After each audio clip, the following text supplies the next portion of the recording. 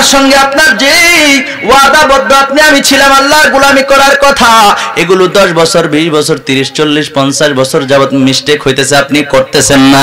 কিন্তু বন্ধুরা রে আমার, ও আমার কুষ্টিয়ার ভাইয়ের অন্তরের কানটা লাগায় শোনেন, আজকের মাহফিলে আইসা আসাদুজ্জামান ভাইয়ের আলোচনা শুই না আপনার অন্তর পরিবর্তন হয়ে গেছে। আপনি মনে মনে ভাবলেন আমার তো আহারে, আমার তো 50-60 বছর হয়ে গেছে এই যে আল্লাহর সঙ্গে অপরাধগুলি করলাম, আমি এই অপরাধগুলি কেমন করে আল্লাহর কাছে ক্ষমা চাইবো।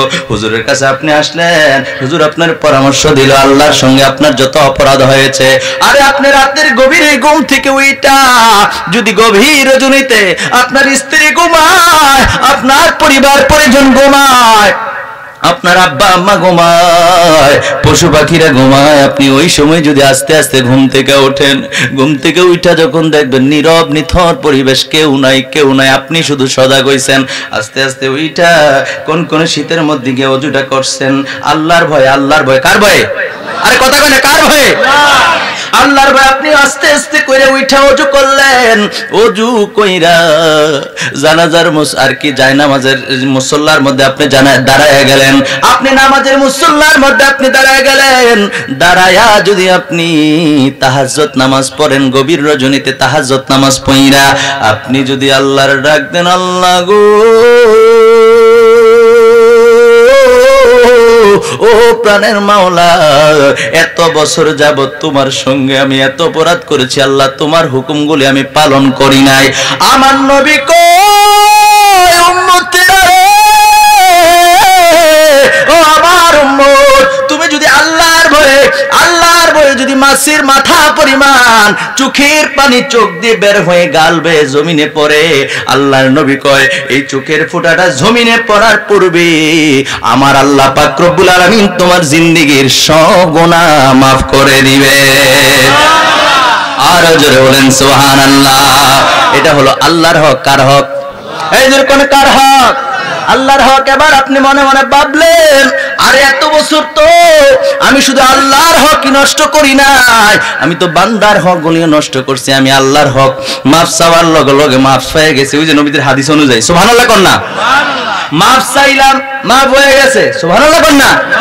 এবার বান্দা মনে মনে ভাবলো, আল্লাহ তুমি তো আমারে মাফ করে দিছো, নবীজির হাদিস কয় চোখের পানি জমিনে পড়ার পূর্বে বান্দার অতীতের সব গুনাহ মাফ। আল্লাহ ও প্রাণের মাওলা, আমি তো আমার স্বাস্থ্য ভাইয়ের সম্পদটা একটু জোর করে নিয়ে নিয়েছি, আল্লাহ তুমি মাফ করে দাও। আল্লাহ কয় না, সুবহানাল্লাহ কয় না। আমার ওয়াজ বুঝতেছেন না মনে হয়? আল্লাহটা মাফ হয়েছে, যদি আপনি আল্লাহকে ভয় পেয়ে চোখের পানি ফেলান, আল্লাহ নবী বলেন চোখের পানি জমিনে পড়ার পূর্বে তোমার অতীতের সব গুনাহ আল্লাহ মাফ করে দিবে। সুবহানাল্লাহ বলেন। এবার আপনি বলতে লাগলেন, আল্লাহ ও প্রাণের মাওলা, আব্বা আমার খেদমত ঠিকভাবে করি নাই, আমার মাফ করে দাও। আল্লাহ কয় না। আল্লাহু আকবার বলেন। আপনি বললেন, আল্লাহ তাইলে আমার ভাইয়ের সম্পদ আমি আত্মসাৎ করছি, আমার মাফ করে দাও। আল্লাহ কয় না না না। এবার আপনি বললেন, আল্লাহ আমার স্ত্রীর হকগুলো আমি সঠিকভাবে আদায় করতে পারেন, আমার মাফ করে দাও। আল্লাহ কয় না। এবার আপনি বললেন, আল্লাহ পাড়া প্রতিবেশীর সঙ্গে অনেক ওয়াদা খেলাপ করেছি, আমি জিন্দেগিতে অনেক অন্যায় করছি, অবিচার করছি, আল্লাহ ন্যায় বিচার আমি করি নাই, আমার মাফ করে দাও। আল্লাহ কয় না না না, আমার সঙ্গে তুমি যা করছো ওই চোখের পানি জমিনে পড়ার পূর্বে আমি আল্লাহ মাফ করে দিছি, কিন্তু আমার বান্দাগুলির সঙ্গে যত অপরাধ করছো একটা অপরাধও আমি আল্লাহ মাফ করব না। আল্লাহু আকবার বলেন। এবার বলেন কঠিন কোনটা? বান্দার হক কোনটা? বুঝেন নাই? সকল উলামায়ে কেরাম একমত এই কথার উপরে, বান্দার হকটা কঠিন। এজন্য আল্লাহর সঙ্গে অপরাধ করার জন্য আমি উৎসাহ করতেছি না। আল্লাহর সঙ্গে যদি অপরাধ হয়ে যায় মাফ চাইলে মাফ পাইবেন, কিন্তু বান্দার সঙ্গে অপরাধ করে আল্লাহর কাছে চাইলে আমার আল্লাহ পাক রব্বুল আলামিন কখনোই মাফ করবেন না, করবেন না। ঠিক কিনা কোন? আমার প্রিয় ভাইরা, আমার বন্ধুরা, এই একটা জিনিস মনে রাখবেন, হক হইছে দুই প্রকার। কয় প্রকার? একটা হলো হকুল্লাহ, আল্লাহর হক, আরেকটা হলো হকুল ইবাদ, বান্দার হক। সুবহানাল্লাহ কইতেন না? হক কয় প্রকার? আমার কথা বুঝতে অসুবিধা হয় না তো?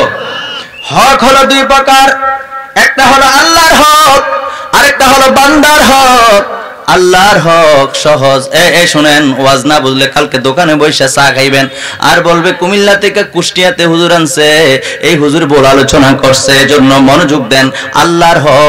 আল্লাহর হক নষ্ট করছেন। মাফ চাওয়া খুব সহজ, কিন্তু বান্দার হক অত্যন্ত কঠিন। বান্দার সঙ্গে আপনি বেঈমানি করছেন, হক নষ্ট করছেন। বন্ধুরা আমার, ভাইয়েরা আমার, এই হকটা থেকে আপনি বাঁচতে চাইলে তো সহজ নয়। আল্লাহর হক থেকে আপনি যেইভাবে সহজে বের হয়ে আসতে পারবেন। আল্লাহু আকবার বলেন। কেমন করে আমি আপনাদেরকে বুঝাই। আপনি মনে করেন আপনার উপরে নামাজ ফরজ হওয়ার পর আপনি 10 বছর ধরে নামাজ পড়েন না, রমজান মাসের রোজাগুলি পালন করেন না, অর্থ আছে যাকাত দেন না, অর্থ আছে হজ পালন করেন না, অর্থাৎ আল্লাহর সঙ্গে যাবতীয় অপরাধগুলি আপনি 10 বছর, 20 বছর, 30, 40, 50 বছর যাবত আপনি অন্যায়গুলি করতেছেন, আল্লাহর হক নষ্ট করতেছেন। আল্লাহর সঙ্গে আপনার যেরকম কথা ছিল বান্দা হিসেবে, আল্লাহ পাক রব্বুল আলামিন যেহেতু আপনাকে আমাকে সৃষ্টি করেছেন, ওয়ামা খালাকতুল জিন্না ওয়াল ইনসা ইল্লা লিয়াবুদুন। আল্লাহ পাক রব্বুল আলামিন বলেছেন, আল্লাহ পাক রব্বুল আলামিন জানিয়ে দিয়েছেন, জিন এবং ইনসানকে আমি আল্লাহ সৃষ্টি করেছি আমার গোলামির জন্য, আমার দাসত্বের জন্য, আমার ইবাদত বন্দি করার জন্য। জোরে জোরে বলেন সুবহানাল্লাহ। হামিদান ওয়া মুসাল্লিয়ান ওয়া মুসাল্লিমা, আম্মা বা'দ, ফাউযু বিল্লাহি মিনাশ শাইতানির রাজীম। ببركة بسم الله الرحمن الرحيم. عسى أن يبعثك ربك مقاما محمودا. صدق الله العلي العظيم وصدق رسوله النبي الحبيب الكريم. وأيضا قال الله تعالى في كلامه المجيد وفي فرقانه الحميد. أعوذ بالله من الشيطان الرجيم. والذين يؤمنون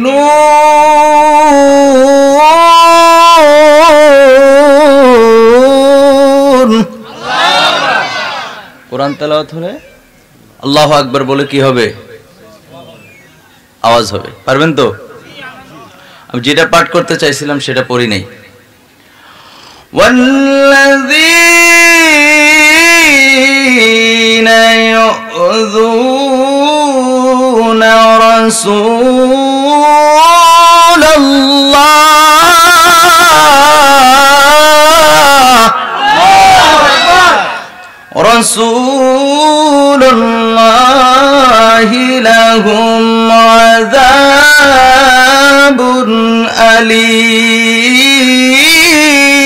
أليم. صدق الله العلي العظيم وصدق رسوله النبي الحبيب الكريم.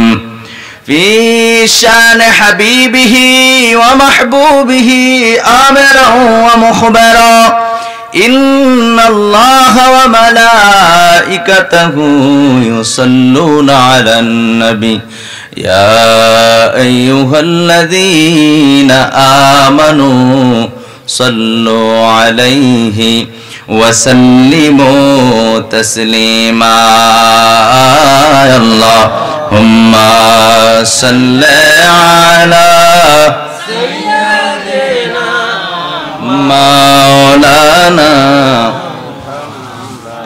وعلى آل سيدنا. আর জোরে জোরে আল্লাহুম্মা সাল্লি আলা سيدنا مولانا محمد وعلى سيدنا দয়াল আল্লাহ দয়া করো নসিব করো মদিনা দয়াল আল্লাহ দয়া করো নসিব করো মদিনা নবীজিকে না দেখাইয়া মরণ আমাদের দিও না আল্লাহুম্মা সাল্লি আলা সাইয়্যিদিনা মাওলানা মুহাম্মদ ওয়া আলা আলি সাইয়্যিদিনা মাওলানা এই দুনিয়া পরে থাকবে আমরা একদিন থাকব না সবাই মোদের ভুলে যাবে নবী গো আপনি ভুইলেন না আল্লাহুম্মা সাল্লি আলা সাইয়্যিদিনা মাওলানা মুহাম্মদ ওয়া আলা সাইয়্যিদিনা শাফিআনা মুহাম্মদ আমার ভাইরা আমার বন্ধুরা আল্লাহর হাবিবের উপরে দরুদ শরীফ পড়লে সওয়াব হয় না গুনাহ হয় এই আওয়াজে আমি না মানি না যদি সওয়াব বেশি হয় যদি সওয়াবে হয় তাহলে আওয়াজটা জোরে করে বলেন নবীজির উপরে দরুদ শরীফ পড়লে সওয়াব হয় না গুনাহ হয় এ আমার কুষ্টিয়ার ভাইরা রে আল্লাহর নবীর উপরে দুরূদ শরীফ পড়লে শুধু সওয়াবই হয় না আল্লাহর নবীর উপরে যে ব্যক্তি বেশি বেশি করে দুরূদ শরীফ পাঠ করবে কঠিন হাসরের ময়দানে ওই উম্মত রাসূলুল্লাহর সব চাইতে নিকটে থাকবে বলবেন হুজুর বানায় কথা বললে তো আমরা মানব না বানায় কথা বলতে আমি চাই না বন্ধুরা আমার মেশকাত শরীফের 86 পৃষ্ঠার মধ্যে হাদিস খানা রয়েছে তিরমিজি শরীফের হাদিস আন আব্দুল্লাহ ইবনে মাসউদ রাদিয়াল্লাহু তাআলা আনহু قال قال رسول الله صلى الله عليه واله وسلم ان اولى الناس بيوم القيامه اكثرهم علي الصلاه رواه الترمذي একটা জবানও বন্ধ রাখবেন না চিৎকার মেরে বলেন সুবহানাল্লাহ আমার নবী কই উম্মতেরা রে এ আমার উম্মত শোনো শোনো রে উম্মত যে উম্মত দুনিয়ার জমিনে বেশি বেশি করে আমি নবীর উপরে দুরূদ শরীফ পাঠ করবে কঠিন হাসরের ময়দানে ওই উম্মত আমি নবীর সব চাইতে কাছাকাছি থাকবে এখন বলেন আমরা নবীর কাছাকাছি থাকতে চাই কি চাই না এই বন্ধুরা আমার হাসরের ময়দান যেমন তেমন ময়দান না হাসরের ময়দান হলো দুনিয়ার 50,000 বছরের সমান হলো হাসরের ময়দানের একদিন আল্লাহু আকবার দুনিয়ার কয় বছর 50 বছর নয় 50,000 বছরের সমান হলো হাসরের ময়দানের কয়দিন একদিন এত বিশাল লম্বা হবে বন্ধুরা আমার যেই ময়দানের মধ্যে আমি স্টেজে আসার আগেও আমি আমার মায়ের সঙ্গে কথা বলার চেষ্টা করেছি এখানে আসার পরে আমার মা আমার ফোন দিয়েছে বলে আব্বা তুমি গিয়ে সুন্দর মতো পৌঁছেছো কিনা আমার খবর নিয়েছে রাস্তার মধ্যে খবর নিয়েছে মা সন্তানকে কত ভালোবাসে বাবা সন্তানকে কত ভালোবাসে কথা কয় না ঠিক কিনা মা বাবা সন্তানকে কত ভালোবাসে রে বন্ধুরা আমার এই কোরআন সাক্ষ্য দিচ্ছে 30 পারার 3 নাম্বার সূরার মধ্যে আমার আল্লাহ জানায় দিয়েছেন হাসরের ময়দানে এই বাবা মা সন্তানের পরিচয় দিবে না আরে সন্তানও বাবা মার পরিচয় দিবে না ভাই তার বোনের পরিচয় দিবে না বোন তার ভাইয়ের পরিচয় দিবে না স্ত্রী স্বামীর পরিচয় দিবে না কত মানুষের সঙ্গে আপনি কত বন্ধুত্ব করেছেন হাসরের ময়দানে কোনো পরিচয় সেদিন কাজে আসবে না আল্লাহর নবী ডাক দেয়া কয় উম্মত উম্মতের রে ও আমার উম্মত দুনিয়ার জমিনে আমি রাসূলের উপরে যদি বেশি বেশি করে দুরূদ শরীফ পাঠ করবা হাসরের ময়দানে দুনিয়ার সবাই বলে গেলে ভুললেও আমি নবী তোমাদেরকে ভুলবো না। সুবহানাল্লাহ। ওই নবীর উপরে দুরূদ শরীফ পড়ার দরকার আছে নাকি নাই? এই কুষ্টিয়াবাসী আরো আওয়াজ করে বলেন, ওই নবীর উপরে দুরূদ শরীফ পড়ার দরকার আছে নাকি নাই? কেউ যদি শিরিক বলে, কেউ যদি বিদআত বলে, কেউ যদি নাজায়েজ বলে ফতোয়া দেয়, তোমার ফতোয়া তোমার জায়গায়, আমরা বুঝতে পারছি নবীর দুরূদ শরীফ পড়া আমরা ছাড়বো না। কথা কোন ঠিক কিনা? যখন পড়বো মহব্বতের সাথে পড়বো। রাজি আছি? আল্লাহ কবুল করুক। পড়ে না আমিন। আরো জোর পড়ে আমিন। আরশের নিচে সিজদায় পড়ে কাঁদবেন নবী যারে যার। হাসরের ময়দানে আরশের নিচে সিজদায় পড়ে কাঁদবেন নবী যারে যার। মাফ করে দাও ওহে আল্লাহ উম্মত আমার গুনাহগার।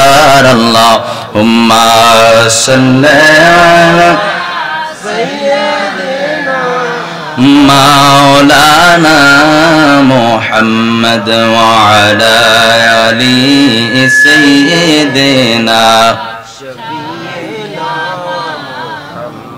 আসুন একটু জিকির করেন, লা ইলাহা ইল্লাল্লাহ ও লা ইলাহা মোহাব্বত মোহাব্বত লা ইলাহা ও লা ইলাহা ইল্লাল্লাহ লা ইলাহা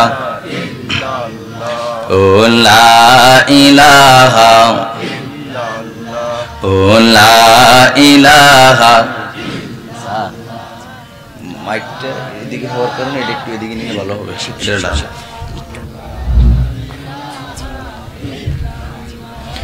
লা ইলাহা ও লা ইলাহা ও লা ইলাহা ইল্লাল্লাহ লা ইলাহা ও লা ইলাহা ইল্লাল্লাহ লা ইলাহা ইল্লাল্লাহ লা ইলাহা। হায়রে দুই নয়নে দেখলে নবীকে, দুই নয়নে দেখলে নবীকে গুচিত মনের জালা। লা ইলাহা ইল্লাল্লাহ লা ইলাহা মোহাব্বত লা ইলাহা ইল্লাল্লাহ লা ইলাহা লা ইলাহা ইল্লাল্লাহু মুহাম্মাদুর রাসূলুল্লাহ সাল্লাল্লাহু আলাইহি ওয়াসাল্লাম। সকলে পড়ে আলহামদুলিল্লাহ। কিসমে জাতের জিকির হবে নি? করবেন নি? করবেন নি? পড়েন আল্লাহ আল্লাহ আল্লাহ আল্লাহ আল্লাহ আল্লাহ আল্লাহ আল্লাহ আল্লাহ আল্লাহ আল্লাহ আল্লাহ আল্লাহ আল্লাহ। তুমি মেহেরবান গো নবীজি, তুমি মেহেরবান ও নবীজি, তুমি মেহেরবান। আল্লাহ আল্লাহ আল্লাহ আল্লাহ আল্লাহ আল্লাহ। তুমি মেহেরবান গো নবীজি, তুমি মেহেরবান ও নবীজি, তুমি মেহেরবান। আল্লাহ আল্লাহ আল্লাহ। নয়নে একবার দেখিলে, নয়নে একবার দেখিলে জোড়াইতাম পরাণ। ও নবীজি, তুমি মেহেরবান। আল্লাহ আল্লাহ আল্লাহ আল্লাহ। তুমি মেহেরবান গো নবীজি, তুমি মেহেরবান ও নবীজি, তুমি মেহেরবান। আল্লাহ আল্লাহ আল্লাহ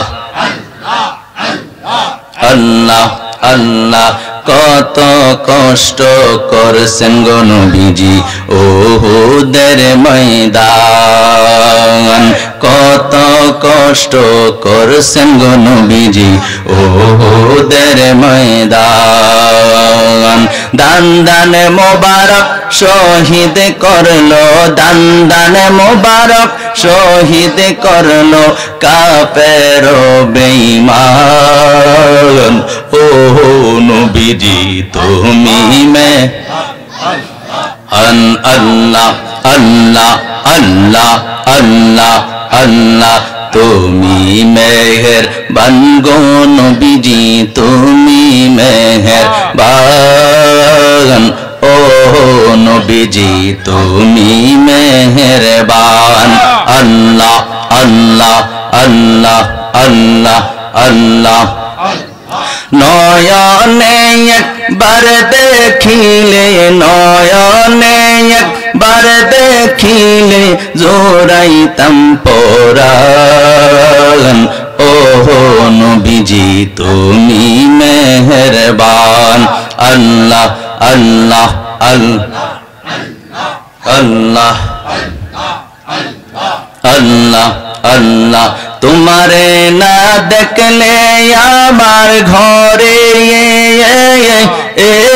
রয় না প্রাণ রে তুই আমার জীবনের আবিচ্ছা তুই আমার জীবন আল্লাহ আল্লাহ আল্লাহ আল্লাহ তুই আমার জীবনের আবিচ্ছা তুই আমার জীবন আল্লাহ আল্লাহ আল্লাহ আল্লাহ আল্লাহ আল্লাহ আল্লাহ আল্লাহ তোমারে না দেখলে আমার ঘরে রয় না প্রাণ রে তুই আমার জীবনের আবিচ্ছা তুই আমার জীবন আল্লাহ আল্লাহ আল্লাহ আল্লাহ আল্লাহ লা ইলাহা ইল্লাল্লাহু মুহাম্মাদুর রাসূলুল্লাহ সাল্লাল্লাহু আলাইহি ওয়াসাল্লাম সকলে পড়ে আলহামদুলিল্লাহ আল্লাহর নামের জিকির কি খারাপ লাগছে না আওয়াজে মনে হয় যে খুব খারাপ লাগছে আওয়াজ করতে হবে আল্লাহর নামের জিকির কি খারাপ লাগছে আগে বলেন আমার কথা বুঝতে কি অসুবিধা হয় আপনাদের ভাইরা আমার বন্ধুরা আমার মুমিন যারা হবে ইমানদার যারা হবে মুমিন যারা হবে গো তাদের কাছে আল্লাহর নামের জিকির বড় মজা লাগে ঠিক কিনা বলেন দিনেও ডাকে রাতেও ডাকে আবার রাতের গভীরে যখন পশু পাখিরা ঘুমায় যখন স্ত্রী পুত্র পরিবার পরিজনেরা ঘুমায় তখন ওই মুমিন বান্দাগুলি যারা আল্লাহর প্রেমিক হয়ে যায় যারা নবী প্রেমিক আউলিয়া কিরামের প্রেমিক গো ওই বান্দাগুলি ওই সময় ঘুম থেকে ওইটা আস্তে কইরা শীতের এই কনকনে শীতের মধ্যে উঠাও তাহাজ্জুদ নামাজ পড়ে তাহাজ্জুদ নামাজ পড়া আল্লাহর নামের জিকির করে নাকি করে না এই কথা বলেন করে নাকি করে না আল্লাহর নামের জিকির যদি আপনার কাছে ভালো না লাগে মনে রাখবেন আপনার অন্তর আপনার কলবের মধ্যে শয়তানে বাসা বানাইছে ঠিক কিনা বলেন আর যার কাছে আল্লাহর নামের জিকির মজা লাগবে মধুর মনে হবে মনে রাখবেন আপনি ঈমানদার আপনার ঈমান নামক থার্মোমিটার জিন্দা চাঙ্গা আছে ঠিক কিনা কও এইজন্য আল্লাহর নামের জিকির সর্ব অবস্থায় পড়বেন দিনে রাতে পাকে না পাকে সর্ব অবস্থায় 24 ঘন্টা আল্লাহর নামের জিকির করা যায় যেরকম সুবহানাল্লাহ আর যেরকম সুবহানাল্লাহ আপনি যদি অপবিত্র থাকেন কিন্তু আল্লাহর নামের জিকির করা কি আমার বাজানোর সময় বলছে ফাঁকে ফাঁকে মাসালা কইতাম এই তো এটা একটা মাসালা সুবহানাল্লাহ কোন পাকে না পাকে সর্ব অবস্থা অপবিত্র থাকলেও আপনি আল্লাহর নামের জিকির করতে পারবেন সুবহানাল্লাহ কইতেন না কিন্তু অপবিত্র অবস্থায় নবীজির দুরূদ শরীফ পড়া যাবে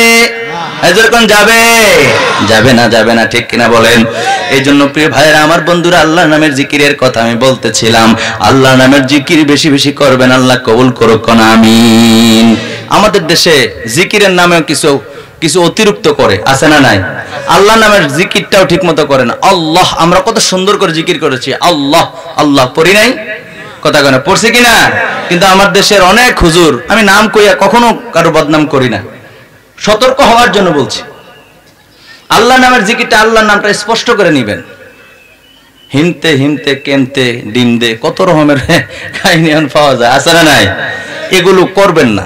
আল্লাহর নামের জিকির, যে আল্লাহ আপনাকে এত মায়া করে মহাব্বত করে আপনার বানাইলো, সে আল্লাহর নামের জিকিরটা স্পষ্ট করে না করলে আপনি আল্লাহর বান্দা হিসাবে দেখেন না আপনি কয় নাম্বার ক্লাসে আছেন, ঠিক না বলেন? এই জন্য বেশি কিছু বললাম না, বেশি কিছু বলার আমার দরকারও নাই। আল্লাহর নামের জিকিরটা স্পষ্ট করে করবেন। আল্লাহ আমাদেরকে কবুল করুক, পড়ে না আমিন। আর জোরে পড়ে না আমিন। ঐতিহ্যবাহী কালীনাথপুর পশ্চিমপাড়া শাহী জামে মসজিদ সংলগ্ন সুন্নি তাফসিরুল কোরআন 2 দিন ব্যাপী 14তম বার্ষিক সুন্নি তাফসিরুল কোরআন মাহফিলের সম্মানিত প্রধান তাফসিরকারক, যিনি আমার পরপর স্টেজে আসতেছেন, নির্দিষ্ট সময় ইনশাআল্লাহ চলে আসবেন, চিন্তা করার কোনো দরকার নেই। বিশিষ্ট আলেম দ্বীন, সুমিষ্টভাষী, ভারত বাংলা সফরকারী, দলিল ভিত্তিক আলোচনা যিনি করেন, বিশুদ্ধ তাফসির কারক, আমার অত্যন্ত শ্রদ্ধাবান। যদিও আমি ওনাকে সরাসরি আজকের মাহফিল ছাড়া ওনার সাথে দেখা হয় নাই, আলহামদুলিল্লাহ বলতেন না, কিন্তু আমার ভাইজানের সাথে আমার পরিচয় আছে। আবার আমিও আমার ভাইজানকে চিনি। উনি অত্যন্ত দলিল আদিল্লার সাথে চমৎকার বয়ান করেন, আলহামদুলিল্লাহ করবেন না? এরকম জবরদস্ত আলেম বর্তমানে খুব কমই পয়দা হয়। আল্লাহ যেন ভাইজানকে নেক হায়াত দারাজ করে পড়ি আমিন। ও আচ্ছা, ভাইজানের নামটাই তো বলি নাই, মুফতি আসাদুজ্জামান জেহাদি সাহেব মাদ্দাজিল্লাহ আলী বারাকাল্লাহু ফি হায়াতিহি ওয়া ইলমিহি, সকলে পড়ি আমিন। আজকের মাহফিলের সভাপতিত্ব করছেন আপনাদের এলাকারই সুপরিচিত জনাব মোহাম্মদ খুরশেদ আলী মালিথা সাহেব।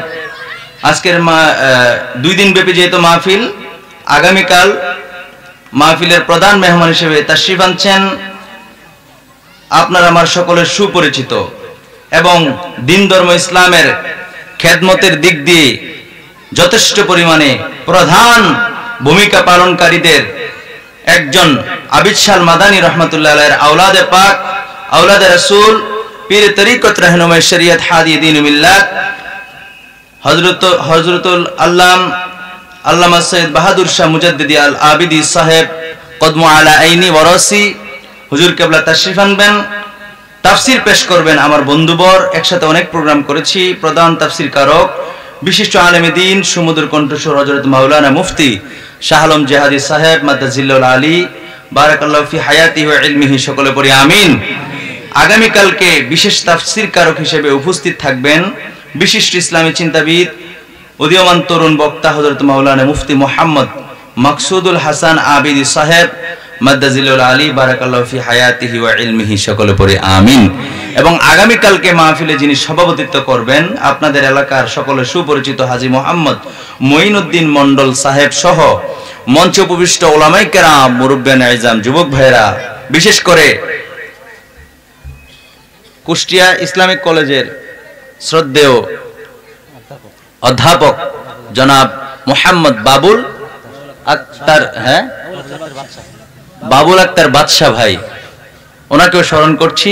উনি আসলে অত্যন্ত মিষ্টি কথা বলেন, ওনার কথাগুলো প্রশংসা না করে পারছি না, উনি তো স্টেজে নাই, করতে পারি, খুব সুন্দর কথা বলেন, ঠিক কিনা বলেন? ওনাকেও স্মরণ করছি। মঞ্চ উপবিষ্ট উলামায়ে কেরাম, আমার সফর সঙ্গী হিসেবে এসেছেন বিশিষ্ট আলেম দ্বীন হযরত মাওলানা রাকিবুল ইসলাম দুলালপুরি সাহেব সহ অপরাপর উলামায়ে কেরাম, মুরব্বিয়ানে আইজাম, যুবক ভাইয়েরা, পর্দানশীল মা ও বোনেরা, সকলের খেদমতে আমার সালাম, আসসালামু আলাইকুম ওয়া রাহমাতুল্লাহ।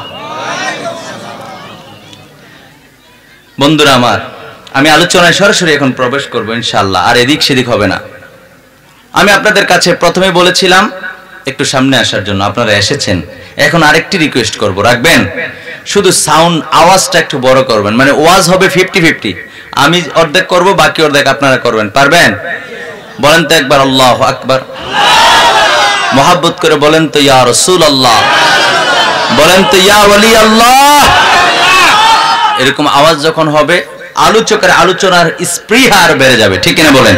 তাহলে আসুন সর্বপ্রথম মহামালিকের দরবারে শুকরিয়া জ্ঞাপন করি যে রব্বুল আলামিন আপনাকে আমাকে অসংখ্য অগণিত বান্দা থেকে কিছু সংখ্যক বান্দাকে আজকে এই পুত পবিত্র নুরানি ইমানি ইরফানি রুহানি তাফসিরুল কোরআন মাহফিলে আসার বসার তৌফিক দিয়েছেন। সেজন্য মহামালিকের দরবারে জবানের হকটুকু আদায় করে উচ্চ কণ্ঠে একবার পড়ি আলহামদুলিল্লাহ। হইছে না? আল্লাহর এতগুলি বান্দা, জবান দিয়েছেন তো দিয়েছেন কে? আল্লাহর নামটা মহব্বত করে নেন, বলেন জবান দিয়েছেন তো দিয়েছেন কে? সে আল্লাহ পাকের দেওয়া জবান দিয়ে হৃদয়ের সবটুকু আবেগ অনুভূতিকে প্রকাশ করে দিয়ে স্বতঃস্ফূর্ত ভাবে রাতের স্তব্ধতা ভঙ্গ করে সিংহের গর্জন করে আর একবার উচ্চ কণ্ঠে বলি আলহামদুলিল্লাহ।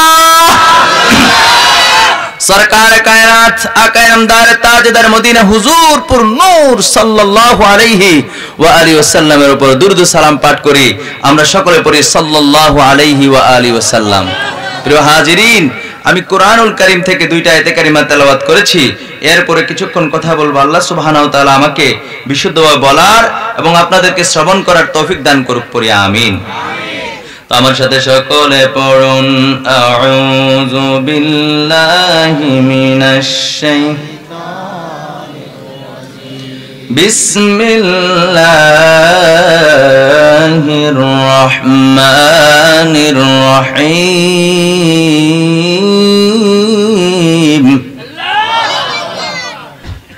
قل إن الموت الذي تفرون منه فإنه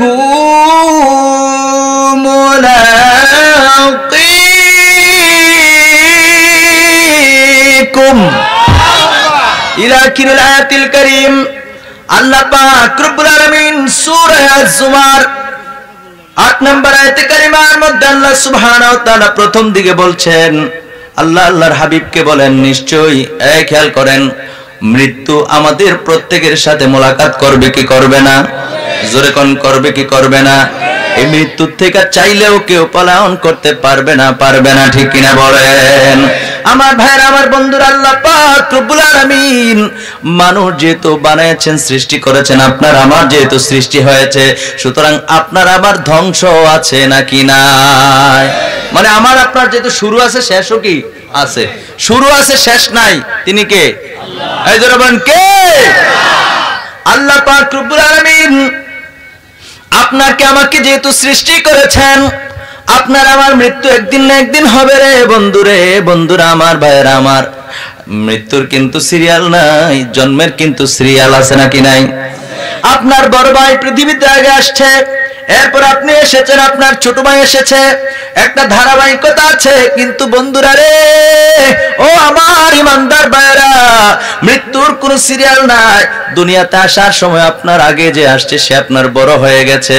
বন্ধুরে, দুনিয়া থেকে যাওয়ার সময় অনেক সময় দেখা যায় বড় ভাই থাকে, ছোট ভাই দুনিয়া থেকে চলে যায়, ঠিক কিনা বলেন? আজকে হয়তো একজন মানুষের জানাজা পড়াইলাম, এই কুষ্টিয়াতে আসার পরে জানাজার নামাজ অনুষ্ঠিত হয়েছে। আমাকে বলেছে হুজুর আপনি যদি যান মেহেরবানি করে। আমি বললাম হ্যাঁ যাব, অবশ্যই যাব, আল্লাহর বান্দা দুনিয়া থেকে চলে গেছে, উপস্থিত যেহেতু হয়েছি ইনশাআল্লাহ যাব, জানাজার নামাজও পড়াইছি। এখন উনি কি সবার বড়? আপনার স্থানীয়রা বলেন উনি সবার বড়? মেজো। বড় জন আসেনি? বড়টাও মারা গেছে। তাহলে ওনার ক্ষেত্রে সিরিয়ালটা ঠিক আছে, কিন্তু সিরিয়াল কিন্তু ঠিক থাকে না। মৃত্যুর সময় ঠিক থাকে, কথা কন না থাকে? বন্ধুরা আমার, ভাইরা আমার, মৃত্যুর কোন সিরিয়াল নাই, মৃত্যুর কোন সিরিয়াল নাই।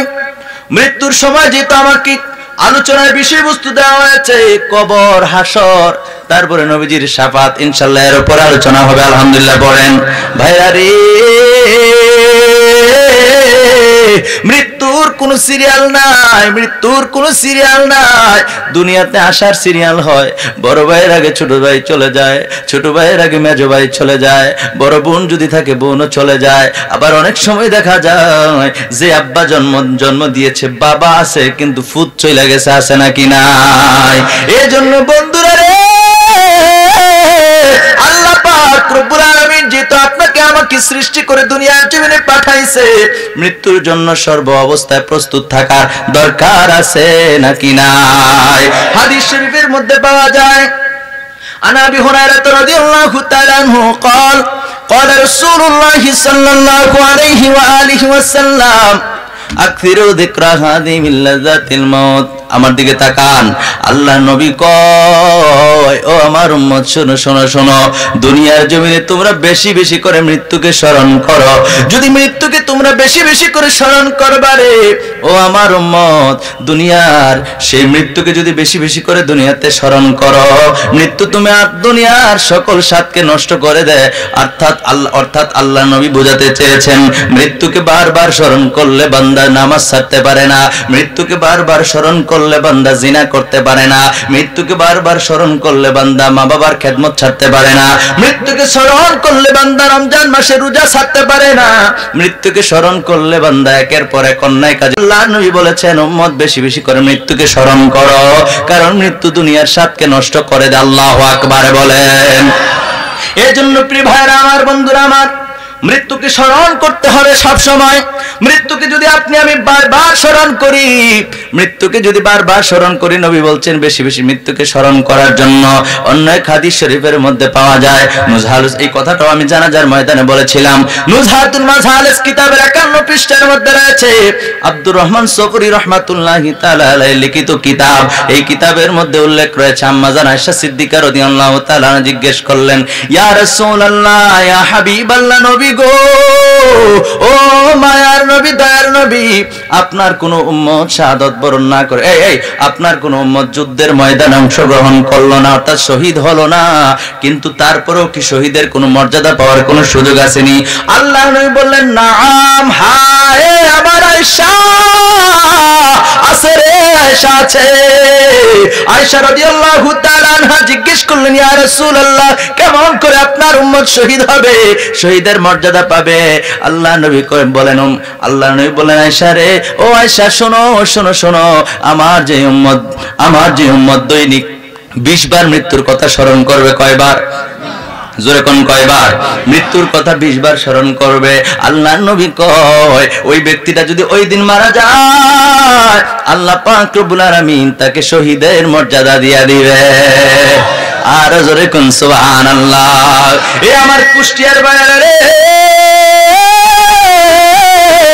মৃত্যুকে বারবার স্মরণ করলে আপনার আমার লাভ। কেমন লাভ হবে? এক নম্বরে কোনো অপরাধের সাথে জড়িত থাকতে পারবো না, আপনার আমার পক্ষে কোনো অপরাধের সাথে সম্পৃক্ত হওয়া সম্ভব নয় যদি বান্দা মৃত্যুর কথা স্মরণ করে। বন্ধুরা আমার, ভাইয়েরা আমার, দ্বিতীয়ত অন্তত পক্ষে 20 বারও যদি কেউ স্মরণ করে শহীদের মর্যাদা পাওয়া যাবে। তাহলে একে একে লাভগুলো কম নাকি বেশি? জোরে কোন, কম নাকি বেশি? এই যে আপনার মৃত্যুর কথা আমি বললাম, আমার মৃত্যুর কথা আমি বললাম, মানুষের মৃত্যুর কথা আমি আলোচনা করছি। বন্ধুরা আমার, ভাইয়েরা আমার, এই মৃত্যুর কথা যদি আপনি আমি স্মরণ করি, বান্দা যখন চুরি করতে যাবে, বলেন তো দেখি সে কি আর চুরি করতে পারবে? কথা কোন না পারবেনি?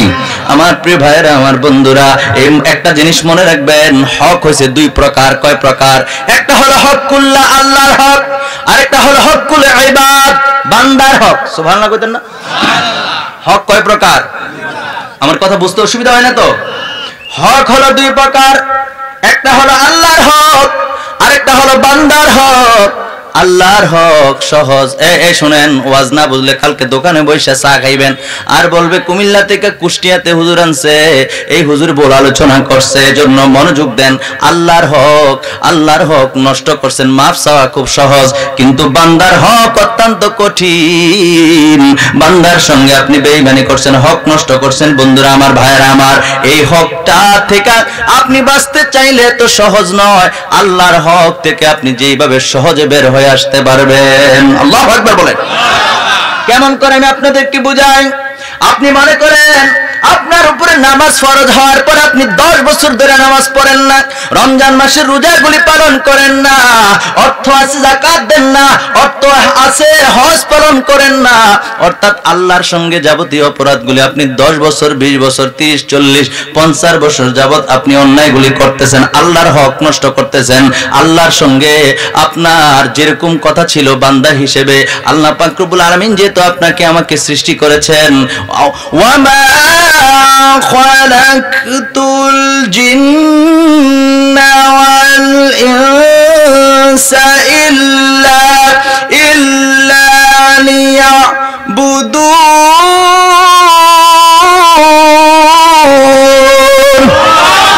আল্লাহ পাক রব্বুল আলামিন আলামিন বলেছেন, আল্লাহ পাক রব্বুল আলামিন জানিয়ে দিয়েছেন, জিন এবং ইনসানকে আমি আল্লাহ সৃষ্টি করেছি আমার গোলামির জন্য, আমার দাসত্বের জন্য, আমার ইবাদত বন্দি করার জন্য। জোরে জোরে বলেন সুবহানাল্লাহ।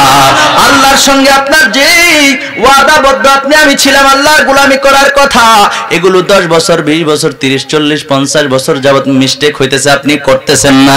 কিন্তু বন্ধুরা রে আমার,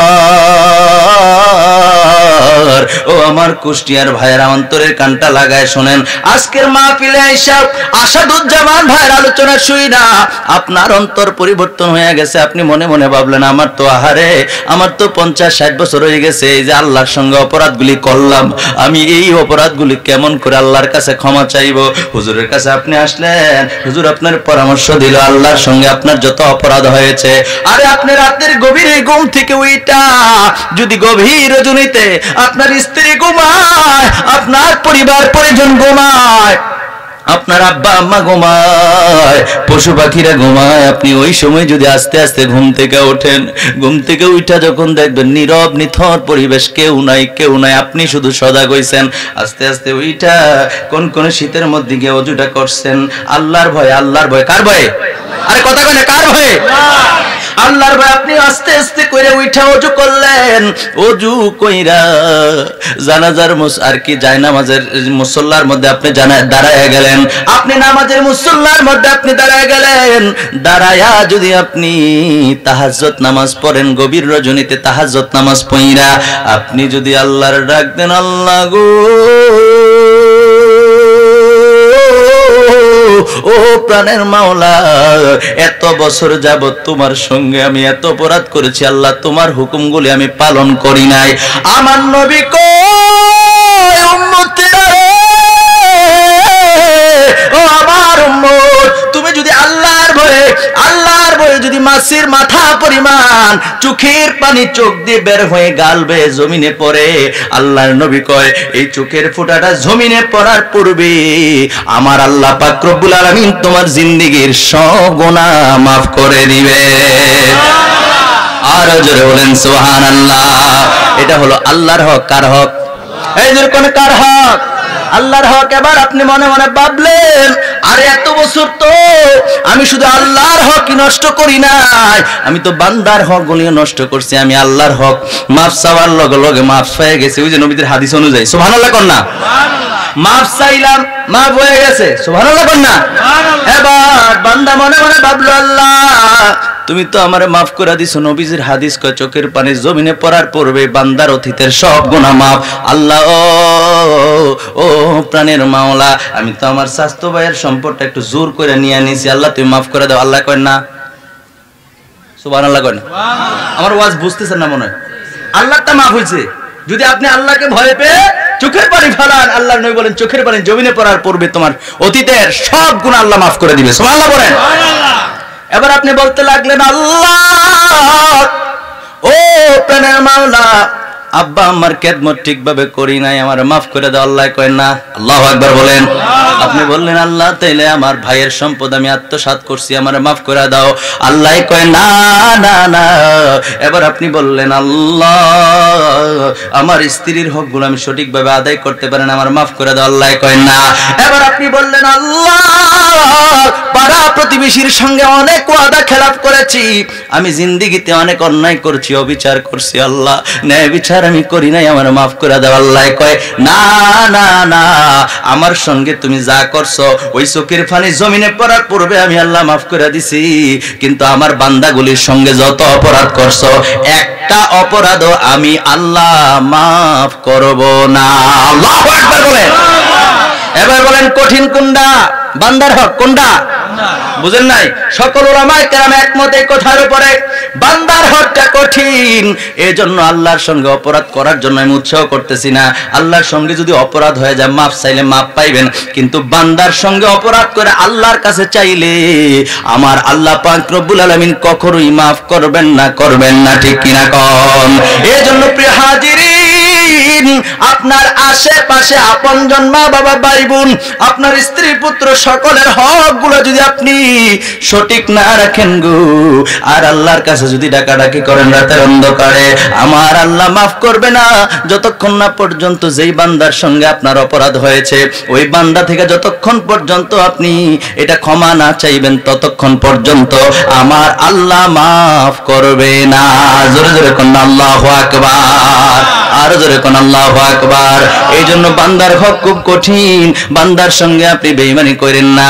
বান্দার সঙ্গে যখন চলবেন মুখের ভাষা ঠিক রাখবেন, আপনার সঙ্গে যখন ব্যবসা হবে ব্যবসার মধ্যে নীতি ঠিক রাখবেন, আপনার আব্বা আম্মা যখন থাকবে আপনার আব্বা আম্মার খেদমত ঠিকভাবে করবেন, পরের সম্পদের দিকে চোখ তাকাইবেন না। কারোর থেকে যদি টাকা পয়সা ধার আনেন যতদিনের কথা বলবেন, আল্লাহর নবীর হাদিসে মুবারকের মধ্যে পাওয়া যায় আল্লাহর নবী কয় যদি বান্দা ধার আনে কারো কাছ থেকে কর্জ করে, যতদিন এই টাকাটা দেওয়ার কথা বলা হয় ওই দিন পর্যন্ত যদি আপনার খালেস নিয়ত থাকে, আল্লাহর নবী কয় এই সম্পদটা ওই বান্দার কাছে ফিরে দেওয়া পর্যন্ত এই সময়টা আমার আল্লাহ পাক রব্বুল আলামিন নিজেই একটা ব্যবস্থা করে দেয়। জোরে জোরে কোন সুবহানাল্লাহ। আপনি শুধু ঠিক রাখবেন যে আমি এক সপ্তাহের জন্য আনছি, ইনশাআল্লাহ আমি এক সপ্তাহের মধ্যে দিয়ে দেব। আর আমরা কি করি জানেন, টাকা একবার আনতারলে আর দিবানি হাওলাতে একবারে রুচি মজাইলে আছে নাকি নাই, কথা করে আছে নাকি নাই? টাকা একবার ধার আনতারলে বলে আর দিবানি ধার, একেবারে জন্মের বিষ মজাই দেন, কথা কোন এরকম লোক আছে নাকি নাই? আপনাদের কুষ্টি আসেনি, কথা কোন আসেনি? আসেনি। এক লোক টাকা ধার কইতাম নি, কথাটা আপনাদের শিক্ষার জন্য বলতেছি। টাকা ধার দিস, টাকা ধার দেওয়ার পরে এখন ওই ব্যক্তির কাছে গিয়ে টাকা খুঁজে, এখন সে টাকা দেয় না, টাকা দেয় না, যতবারে খুঁজে দেয় না। শনিবার গিয়ে এরপরে শনিবার আইয়ে তো আবার তুমি শনিবার আই না আইবা, আজ কি শনিবার না কর, আজ না এরপরে, আজকে শনিবার না এরপরে শনিবার, তো এরপরে শনিবার আবার যায়। এরকম যাইতে যাইতে যাইতে যাইতে অনেক দিন হয়ে গেছে। একদিন সেটা কয়, এই তুমি কি আমার টেহাটা দিতা না? আমি কইছিলাম টেহাটা দিতাম না। তুই দোহানের সামনে তুই ধমুকটা দিলি কি রে? এই তুই জানোস না আমরা কয় ভাই? তোমরা কয় ভাই? আমরা 5 ভাই। তোমরা 5 ভাই কেমনে? মানে ভাইয়ের ক্ষমতা দেখায়। তোমরা 5 ভাই কেমনে? তোমরা 4 ভাই। আব্বাই বেড়াইয়া নাউজুবিল্লাহ কর, আরে একটু বহর দেখায়। এই যে বহরটা দেখাইলেন বুঝার জন্য বলতেছি, এই যে বেড়াগিরিটা দেখাইলেন, আপনি বেড়াগিরি দেখাইয়া আপনি তার টাকাটা দিচ্ছেন না। বন্ধু আপনি না পরকালে সুখ চান, আপনি আপনার আত্মাটাকে, আপনি আপনার দেহটাকে পরকালে শাস্তির মধ্যে ফালানোর জন্য, আযাবের মধ্যে রাখার মতো একটা দুনিয়ায় কাজ করলেন, ঠিক কিনা বলেন? আপনি আবার কেমন করে মাপ পাবেন? আপনি দুনিয়াতে বুঝেন টাকাটা আরো ধমক দিলে সে নিতে পারবে না, আপনি এটা বুঝেন না এটার জন্য আপনার শরীরকে, আপনার আত্মাকে কষ্ট আপনিই দিবেন, ঠিক কিনা বলেন? আর কে দিবে? আপনি তো পরকালে কষ্ট পাওয়ার মতো কাজ দুনিয়া করলেন। এই কথাগুলো বুঝছেন? কথাগুলো বুঝতে পারছেন? এখন বন্ধুরা আমার, ভাইয়েরা আমার, এখন আপনার আমার মৃত্যু হলো কিংবা আল্লাহর কোন বান্দা দুনিয়া থেকে চলে গেছে, বন্ধুরে চলে যাওয়ার পরে তার কি হবে? দাফন কার্য হবে, কাফনের কাপড় আনা হবে, দাফন কার্য হবে, কবরস্থ করা হবে। মাঝখানের কথাগুলো বলছি না কারণ সময়ের দিকে তাকাচ্ছি। এবার কবরের মধ্যে যখন শোয়া দেওয়া হবে, কবরের মধ্যে শোয়া দেওয়ার পরে 3টা প্রশ্ন করা হবে। এই 3টা প্রশ্ন কি আপনারা জানেননি? কন্যা দি 1 নম্বরে মার রব্বুকা, তোমার রব কে? সুবহানাল্লাহ কন্যা। 2 নম্বরে কি? আমার দিনুকা, তোমার দিন কি, ধর্ম কি? 3 নম্বরে কি প্রশ্ন করা হবে? আমার নবীউকা, বুখারী শরীফের মধ্যে এসেছে ওমা কুনতা তাকুলু ফি হক্কে হাজার রাজুল, জোরে কোন সুবহানাল্লাহ। আল্লাহর নবী কয় এই 3টা প্রশ্ন করা হবে। বুখারী শরীফের হাদিস অনুযায়ী পাওয়া যায় 1টা প্রশ্ন হবে কবরে। প্রশ্ন হবে কয়টা? 1টা, জোরে কোন সুবহানাল্লাহ। বুখারী শরীফে 1টার কথাই আসছে। কোন আলেম থাকলে দেখেন খুঁজা, সমস্যা নেই। বুখারী শরীফে কয়টা প্রশ্নের কথা আসছে? 1টা। আর 3টা প্রশ্ন করা হবে, এটাও একটা হাদিস। এটাও কি একটা হাদিস? সিয়াসিত্তার গ্রন্থের মধ্যে আসছে। আল্লাহ নবী বলছেন 3টা প্রশ্ন করা হবে, জোরে কোন সুবহানাল্লাহ। এইজন্য উলামায়ে কেরাম 3টার কথা কয়, 3টার ভিতরে ওই একটাও আছে, এইজন্য 3টার কথা বলে বারবার। ফেস লাগছে? এর ফেস লাগার কথা? ফেস লাগার কথা না। তো ভাইরা আমার, বন্ধুরা আমার, আপনাকে যখন প্রশ্ন করা হবে আপনার রবকে, আপনি উত্তর দিতে হবে রব্বি আল্লাহ। আমার রব, মহব্বত করে বলেন আমার রব।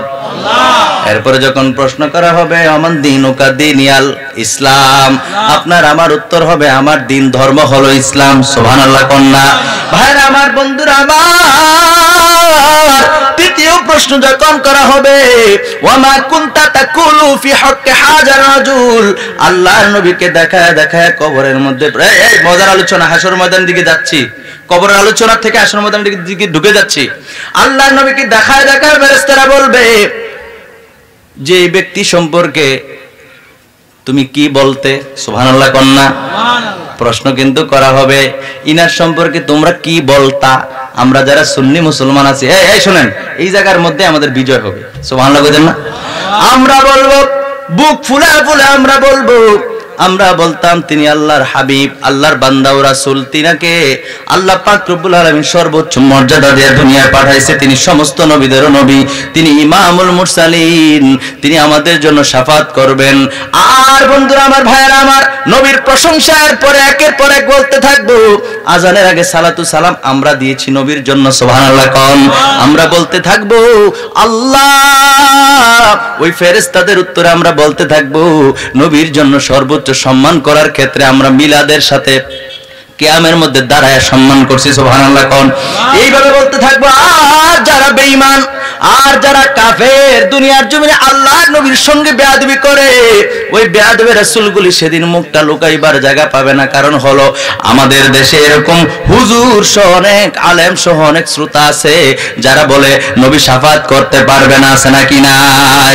যারা বলবে নবীর উপরে মিলাদ পড়া যাবে না, কিয়াম করা যাবে না, যারা বলে আজানের আগে সালাতু সালাম পড়া যাবে না, নবীর তো প্রশংসা করার দরকার নাই, নবী হাজির ও নাজির না, এই সমস্ত কথাগুলি যারা বলছে, এমনও কথা বলছে যে আল্লাহর নবী মরে পচে গলে একেবারে শেষ, মাটির সাথে মিশে গেছে। জোরে কোন নাউযুবিল্লাহ, আর জোরে কোন নাউযুবিল্লাহ।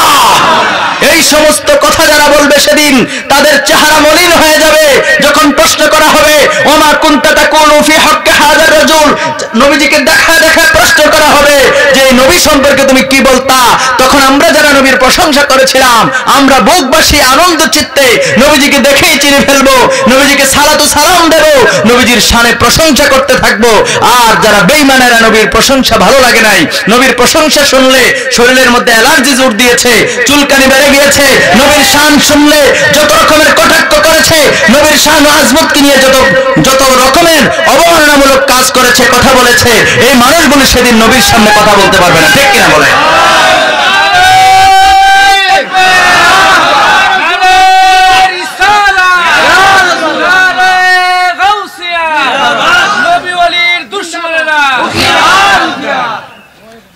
ভাইরা আমার, বন্ধুরা আমার, এগুলা হাদিস, নবীজির হাদিস।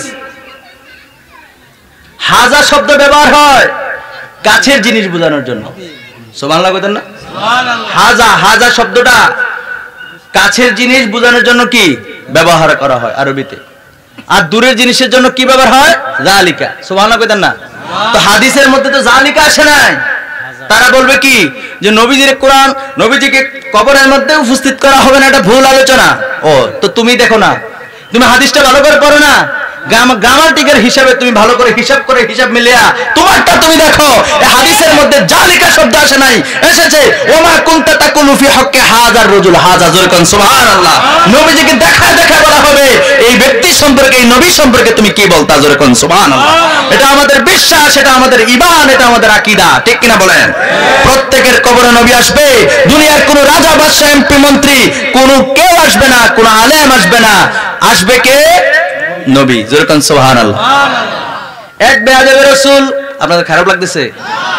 এক বেয়াদবের রাসূল আটকানোর জন্য বলতেছে হুজুর আপনি বললেন প্রত্যেকের কবর ইন্তেকালের পরে নবী আসবে। হুজুর আপনার কাছে আমার প্রশ্ন, এট এ টাইম বাংলাদেশে নয় গোটা বিশ্বের মধ্যে 232টা দেশ আছে, 232টার মধ্যে এট এ টাইম মনে করেন 1 লক্ষ মানুষ মারা গেছে। কয় লক্ষ?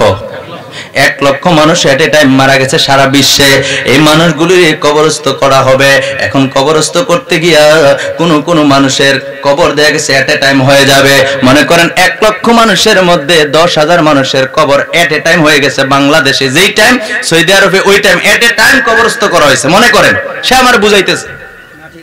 এখন হুজুর বলেন আপনি তো বললেন কবরে নবী আসবে, তো নবী কয়জন? আমি কইলাম একজন।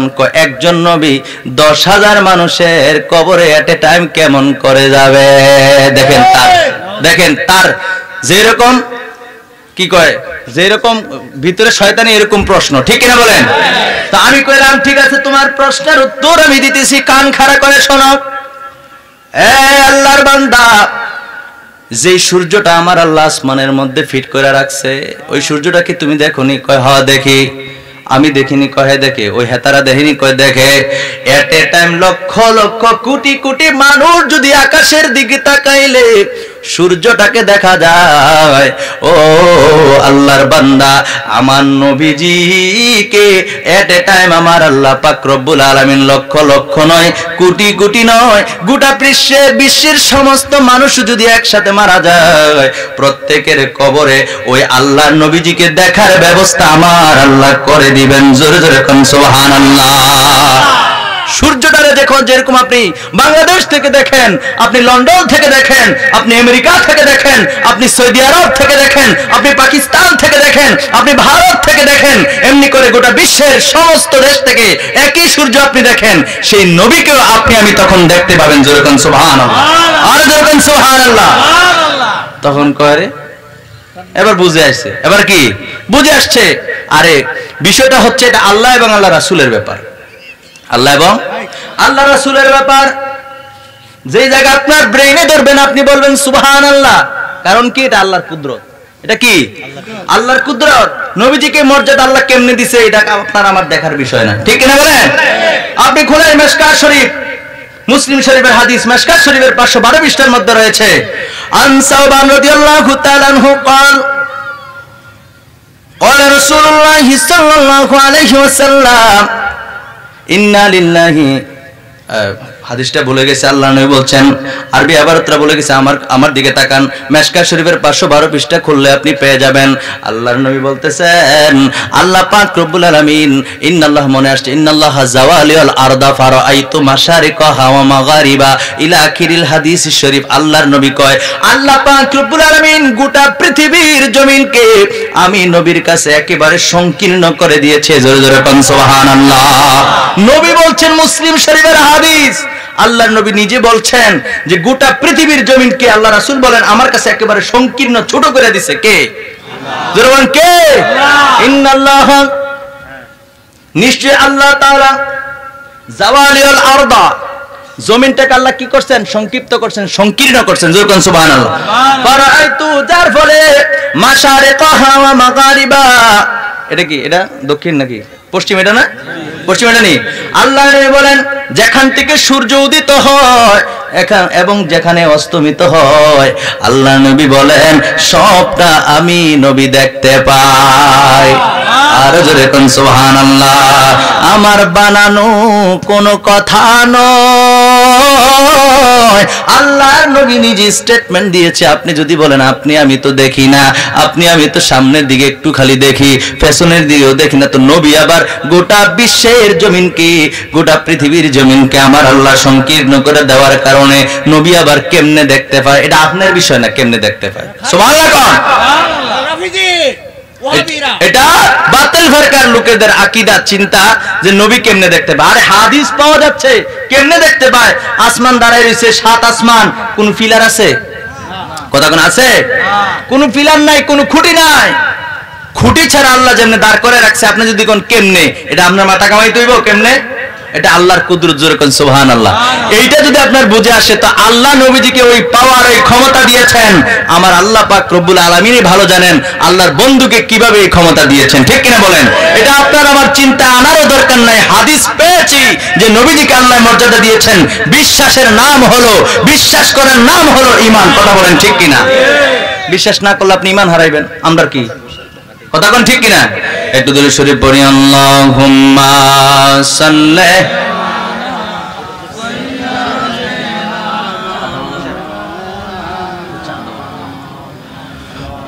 আলা আলি সাইয়্যিদিনা মাওলানা। আমার ভাইরা, আমার বন্ধুরা রে, খুব মনোযোগ দেন। আল্লাহ নবীর ওই যে কবরের মধ্যে উপস্থিত হবে, ওইটা আমি বলতেছিলাম। কেমনে উপস্থিত হবে এটা আপনার আমার বিষয় না, ঠিক কিনা বলেন? এর জন্য ভাইরা আমার, বন্ধুরা আমার, কবরের মধ্যে নবীজি সম্পর্কে প্রশ্ন করার পরে যদি আপনি আমি যথাযথ উত্তর দিতে পারি গো, তাহলে আপনার আমার ঠিকানা হয়ে যে কবর হয়ে যাবে ফুলের বিছানা। ফুলের বিছানা হয়ে যাবে, যেরকম সুবহানাল্লাহ। নবদুলা যেমন ভাবে আল্লাহ ঘুম পাড়ায়, ওইভাবে আমার আল্লাহ পাক রব্বুল আলামিন ওই ব্যক্তিকে, জান্নাতি ব্যক্তিকে ঘুম পাড়ায় দিবে। জোরে জোরে কোন সুবহানাল্লাহ, আর জোরে কোন সুবহানাল্লাহ।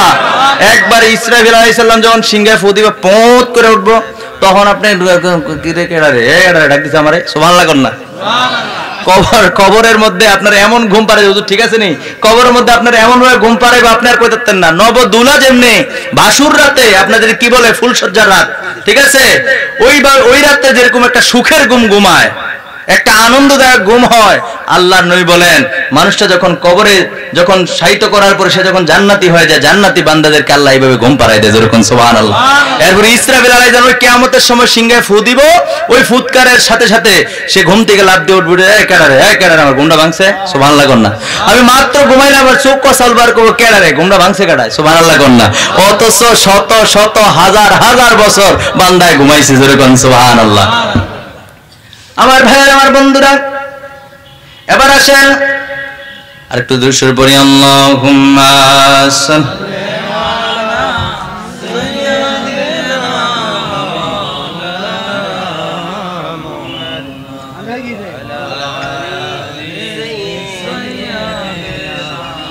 মাওলানা। খারাপ লাগতেছে আপনাদের? একটু মোহাব্বত করে বলেন সুবহানাল্লাহ।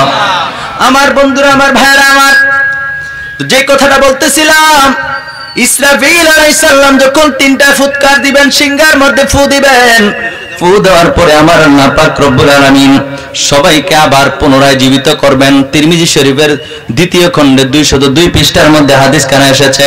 আল্লাহর নবীর সাহাবী হযরত আনাস রাদিয়াল্লাহু তাআলা আনহু তিনি বর্ণনা করেছেন, তিনি বলেন আল্লাহর নবীকে সর্বপ্রথম রওজাতুম মির রিয়াদিল জান্নাহ, সেই নবীজির রওজা মুবারক থেকে নবীজিকে সর্বপ্রথম উঠানো হবে, উঠাইয়া জান্নাতি পোশাক পরিধান করানো হবে। যেরকম সুবহানাল্লাহ।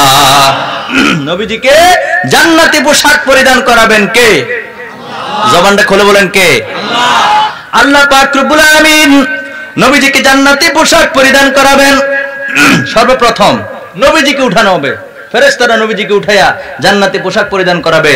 তিরমিজি শরীফের 2য় খণ্ডে 202 পৃষ্ঠার মধ্যে হাদিস কানা রয়েছে, আল্লাহ রাসূল সাল্লাল্লাহু আলাইহি সাল্লামকে জান্নাতি পোশাক পরিধান করাইয়া এবার হাসরের ময়দানের দিকে নবদুলার মতো সাজাইয়া নবীজিকে নিয়ে, যেরকম সুবহানাল্লাহ। এবার আমার ভাইরা, আল্লাহর নবী বলেন যখন মানুষকে পুনরায় যখন আবার জীবিত করা হবে, তখন মানুষের প্রতিনিধিত্ব আমি নবী করব, আমার সামনে কেউ থাকবে না। যখন মানুষ দলবদ্ধ হয়ে, মুসলমান বলেন, বুদ্ধ বলেন, খ্রিস্টান বলেন, চাকমা বলেন, আর যাই বলেন না কেন, আমার ভাইরা, আমার বন্ধুরা, সবাই যখন রওনা হবে হাসরের ময়দানের দিকে, তখন আল্লাহর নবী কয় সবার সামনে থাকবো আমি, সবার অগ্রে থাকবো আমি, আর সমস্ত মানুষের নেতৃত্ব, সমস্ত মানুষের প্রতিনিধি আমি হব। যেরকম সুবহানাল্লাহ। শুধু তাই না, আল্লাহর নবী কয় হাসরের ময়দানে যখন সবাই নীরব থাকবে, ওই জায়গায় একমাত্র বক্তব্য পেশকারী হব আমি নবী। যেরকম সুবহানাল্লাহ। হাসরের ময়দানে যখন সবাই নীরব থাকবে, ওই সময় বক্তব্য দিবেন যিনি, তিনি কে? আপনার আমার নবী। তিনি কে?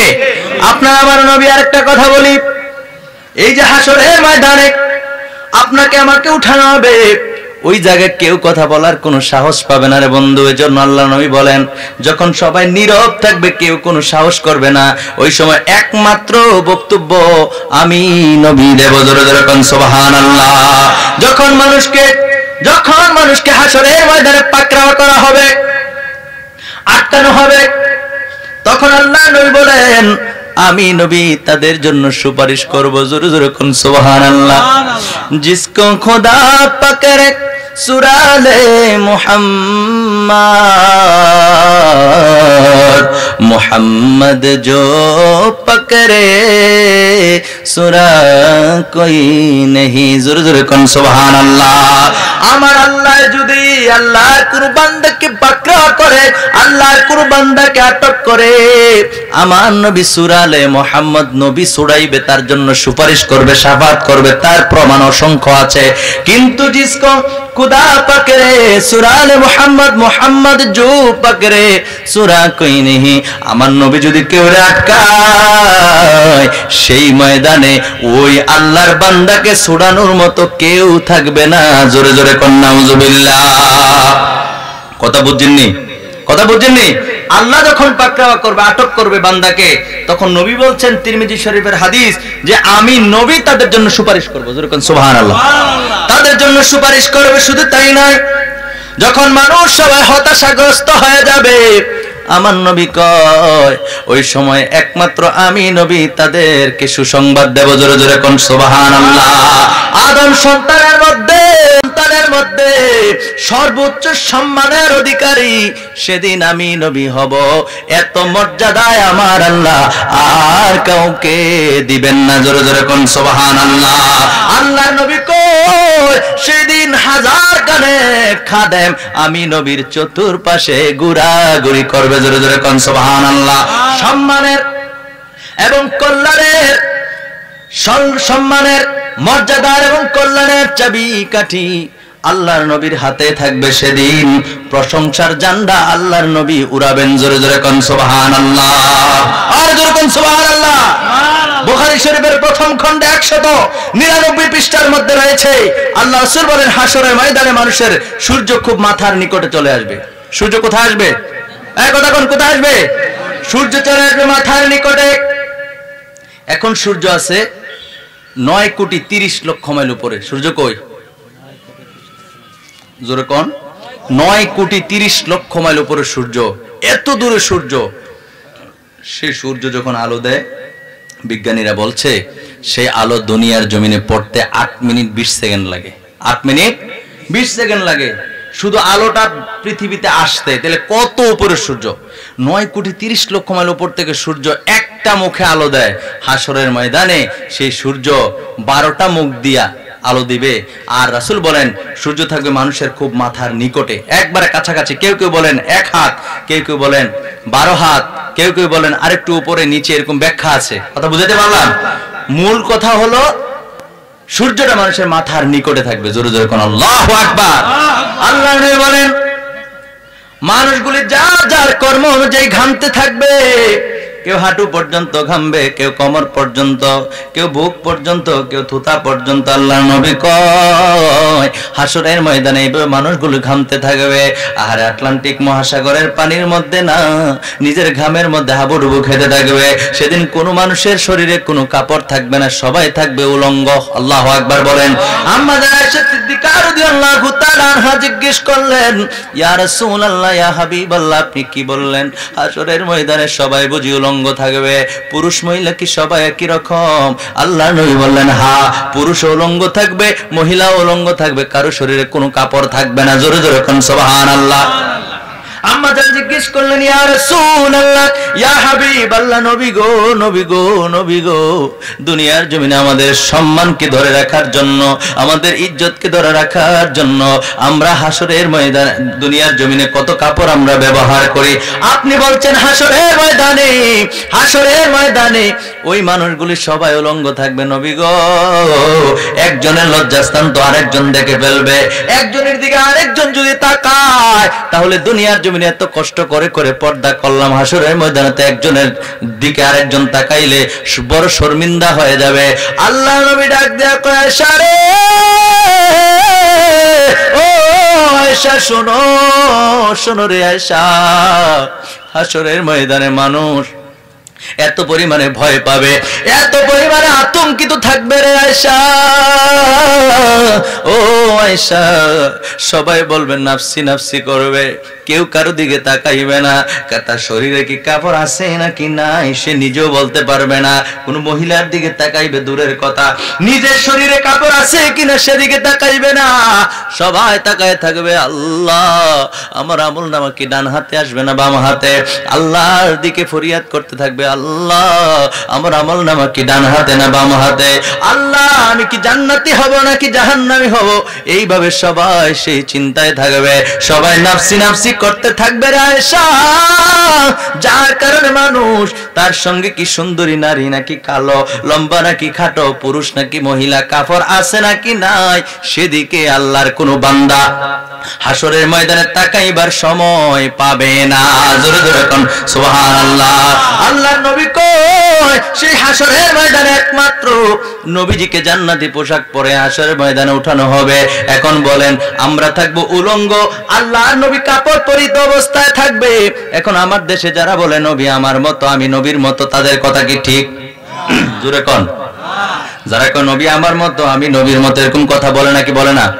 এই সমস্ত কথাগুলি যারা বলে গো তারা কখনোই ঈমান নিয়ে মরতে পারবে না। কারণ হলো আল্লাহ পাক রব্বুল আলামিন নবীজিকে ইমামুল মুরসালিন বানাইছেন।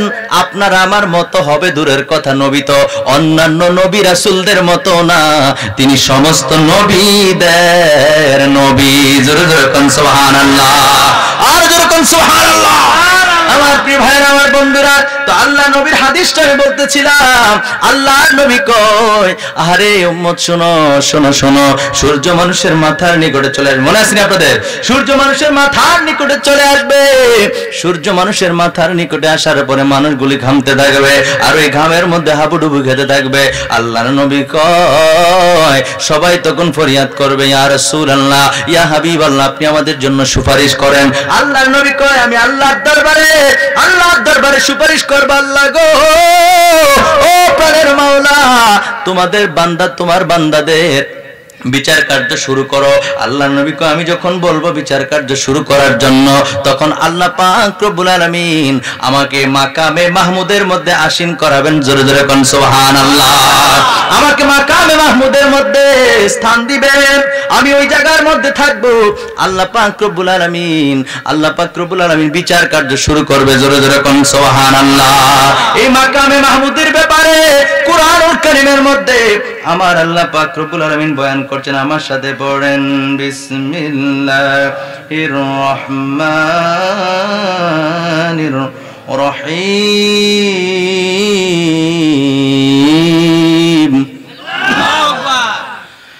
আসা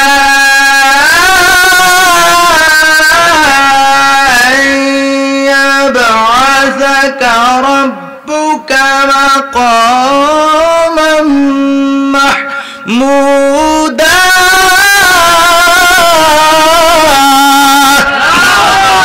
আল্লাহ পাক রব্বুল আলামিন কুরআনুল কারীমের মধ্যে সূরা বনী ইসরাঈলের ৭৯ নম্বর আয়াতে কারিমার শেষের দিকে আল্লাহ বলছেন, হাবিব ও আমার বন্ধু নবী, আপনাকে এমন এক জায়গায় দণ্ডায়মান করা হবে, সেদিন সবাই আপনার প্রশংসা করবে। জোরে জোরে কোন সুবহানাল্লাহ। বুখারী শরীফের প্রথম খণ্ডে ১৯৯ পৃষ্ঠার হাদিস দ্বারা প্রমাণ হয়, আল্লাহর নবীকে মাকামে মাহমুদের মধ্যে যখন বসানো হবে, তখন পৃথিবীর সবাই সেদিন নবীর প্রশংসা করতে থাকবে। জোরে জোরে বলেন সুবহানাল্লাহ। কোরআনের আয়াত এবং নবীজির হাদিস দ্বারা বুঝতে পারলাম সেদিন নবীজির প্রশংসা সবাই করবে, কিন্তু দামি হয়ে যাবে কারা? কাদের নসিব খুব ভালো হবে? যারা দুনিয়ায় নবীর প্রশংসা করছে। সুবহানাল্লাহ কন্যা। মানে সেদিন সবাই যদি নবীর প্রশংসা করে, সবাই যদি নবীজির প্রশংসা করে, সেই প্রশংসা কোনো কাজে আসবে না। আপনার আমার ক্ষেত্রে কোনো কাজে আসবে না। যারা দুনিয়ায় নবীর প্রশংসা করছে সেই বান্দাগুলি, নবীর সেই উম্মতগুলি সেদিন পার হয়ে যাবে, নবীজির শাফাতের অন্তর্ভুক্ত হবে, তারা পার পেয়ে যাবে। জোরে জোরে কোন সুবহানাল্লাহ। কিন্তু বন্ধুরা আমার, ভাইরা আমার, সেদিন সবাই যখন প্রশংসা করবে, সেদিন ওহাবি নাই, খারিজি নাই, লামাযহাবি, সালাফি, আপনার যত রকমের ইসলামের মধ্যে দল আছে তারা না, বুদ্ধ, খ্রিস্টান এবং অন্যান্য হিন্দু ধর্মাবলম্বী সহ পৃথিবীতে যত মানুষ আছে সবাই সেদিন নবীর প্রশংসা করবে, কারণ নবীর সুপারিশে আল্লাহ বিচার কার্য শুরু করবেন। জোরে জোরে কোন সুবহানাল্লাহ। সম্ভবত আমি বাহারে শরীয়ত কিতাবের মধ্যে পেয়েছি, আল্লাহর নবী সেদিন যে সবার নবীজির সুপারিশের কারণে আল্লাহ বিচার কার্য শুরু করবেন, এই বিচার কার্য শুরু করাটাকে, এই সুপারিশটাকে বলা হয় শাফাআতে কুবরা। জোরে জোরে কোন সুবহানাল্লাহ। এটা কেমনে শাফাআতে কুবরা? শাফাআতে কুবরায় উলামায়ে কেরাম আছেন, খুব মনোযোগ দেন। শাফাআতে কুবরার অন্তর্ভুক্ত নবীর উম্মত নয়, পৃথিবীর সমস্ত মানুষ শাফাআতে কুবরার অন্তর্ভুক্ত। সুবহানাল্লাহ। এই শাফাআতে কুবরা, এই জন্য এটা শাফাআতে কুবরা। জোরে কইতেন না সুবহানাল্লাহ। সবাই এটার অন্তর্ভুক্ত। কেন জানেন? আমি পাইলাম যে হাশরের ময়দানে মানুষ দাঁড়ায় থাকতে, ওই যে বলছিলাম প্রথমে বলছি, দুনিয়ার 50,000 বছরের সমান হবে হাশরের ময়দানের কয়দিন? আরে ওয়াজ বুঝালেছে সবার মনে আছে? দুনিয়ার 50,000 বছর সমান হবে হাশর ময়দানের একদিন। সেই ময়দানে আপনার নিয়া টেবিল দিত না, চেয়ার দিবে না, যে একটু বসেন, এই আপ্যায়ন করবে, বসার কোনো সুযোগ নেই। কাফেরই তো নাই, আর সূর্য থাকবে মাথার উপরে। কি একটা অবস্থা! এই যে কষ্টটার মধ্যে, আর দুনিয়ার জমিনে আপনি 10 মিনিট, 15-20 মিনিট, 1 ঘন্টা দাঁড়িয়ে থাকলে পরে কোনো মা গো মা গেছে, আর কি গেছে, আমার গিরা ফাইটা যায়, আছে নাকি নাই? কই পা ব্যথা করতেছে, মাজা ধরে গেছে, আছে নাকি নাই? কিন্তু ওই জায়গার মধ্যে আপনার এটা জিগানেরও কেউ নাই। মানুষগুলো অতিষ্ঠ হয়ে যাবে। হিন্দু, বুদ্ধ, খ্রিস্টান যত মানুষ আছে সবাই বলবে, আল্লাহ এই ময়দানে আর আমরা দাঁড়াই থাকতে পারি না গো আল্লাহ, এই ময়দানে আর আমরা অপেক্ষা করতে পারতেছি না। ঘন্টার পর ঘন্টা, দিনের পর দিন, মাসের পরে মাস, বছরের পরে বছর, হাজার হাজার বছর, অর্থাৎ 50,000 বছর পর্যন্ত এত লম্বা হবে। সেই দিন ওই ময়দানে দাঁড়াই থাকতে থাকতে মানুষ অতিষ্ঠ হয়ে যাবে, বলবে আল্লাহ যদি আমি জাহান্নামী হই, যদি আমি জাহান্নামেও যাই, আল্লাহ আমারে জাহান্নামে দিয়া দাও, তারপরও এই জায়গা থেকে আমাদেরকে বাঁচাও। জোরে জোরে কোন আল্লাহু আকবার। সবার মুখে একটাই কথা, সবাই অতিষ্ঠ হয়ে যাবে, আল্লাহ এই ময়দান থেকে আমাদেরকে বাঁচাও। জাহান্নামে যদি আমি জাহান্নামী হই, তাহলে জাহান্নামে পাঠায়া দাও, জান্নাতি যদি হই তাহলে জান্নাতে পাঠায় দাও। এই ময়দান থেকে আমাদেরকে দয়া করে উদ্ধার করো। এই মানুষগুলির এই পেরেশানি দেখে আল্লাহর নবী যখন সুপারিশ করবেন, নবীজি মাকামে মাহমুদ থেকে যখন আল্লাহর দরবারে ফরিয়াদ করবেন, তখন আল্লাহ পাক রব্বুল আলামিন বিচার কার্য শুরু করবেন। এই যে হাশরের ময়দানের এই কষ্টটার থেকে, হাশরের ময়দানের দাঁড়াই থেকে যে কষ্ট, এই কষ্ট থেকে বেঁচে গেল আমার নবীর কারণে। এই জন্য বলা হয় এটাকে শাফাতে কুবরা। জোরে জোরে কোন সুবহানাল্লাহ, আর যেরকম সুবহানাল্লাহ। আমার ভাইরা, আমার নবী এখানে দেখেন, আপনি মেশকায়ের যে মুরব্বি, শুরুতে কিন্তু একটু গরম হয়ে গেছিল, উনি কিন্তু কথা বুঝতেছে, এখন কথা বুঝছেননি। হাশর ময়দানে এই বুঝতে পারছি। মেশকাত শরীফের 515 পৃষ্ঠা খোলেন। মেশকাত শরীফের 515 পৃষ্ঠার মধ্যে দেখবেন বুখারী শরীফের প্রথম খণ্ডে 501 পৃষ্ঠার হাদিস, আল্লাহর নবী বলেন ওয়ানাল হাশিরুল্লাযী ইউহশারুন নাসু আলা কদমাইয়া। আল্লাহর হাবিব বলেন হাশরের ময়দানে আমি নবীর নবুয়তের কদমের নিচে পৃথিবীর সমস্ত মানুষকে একত্রিত করা হবে। যেরকম সুবহানাল্লাহ, আল্লাহু আকবার। ইয়া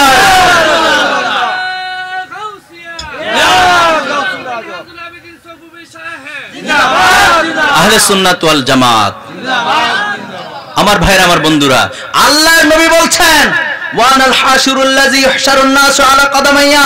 হাদিসটা অনেক লম্বা, হাদিসটা বর্ণনা করেছেন হযরত জুবাইর ইবনে মুতঈম রাদিয়াল্লাহু তাআলা আনহু, বুখারী শরীফের হাদিস। তিনি বলছেন, আল্লাহর নবী নিজে স্টেটমেন্ট দিচ্ছেন, হাশরের ময়দানে আমি নবীর নবুয়তের কদমের নিচে সবার একত্রিত করা হবে। সুবহানাল্লাহ।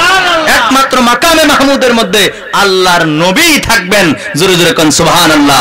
অন্যান্য নবী, রাসূল এবং তিনাদের উম্মত এবং আমরা নবীর উম্মতেরাও সেদিন নবীর কদমের নিচে ঠাই পাবো। জোরে জোরে কোন সুবহানাল্লাহ।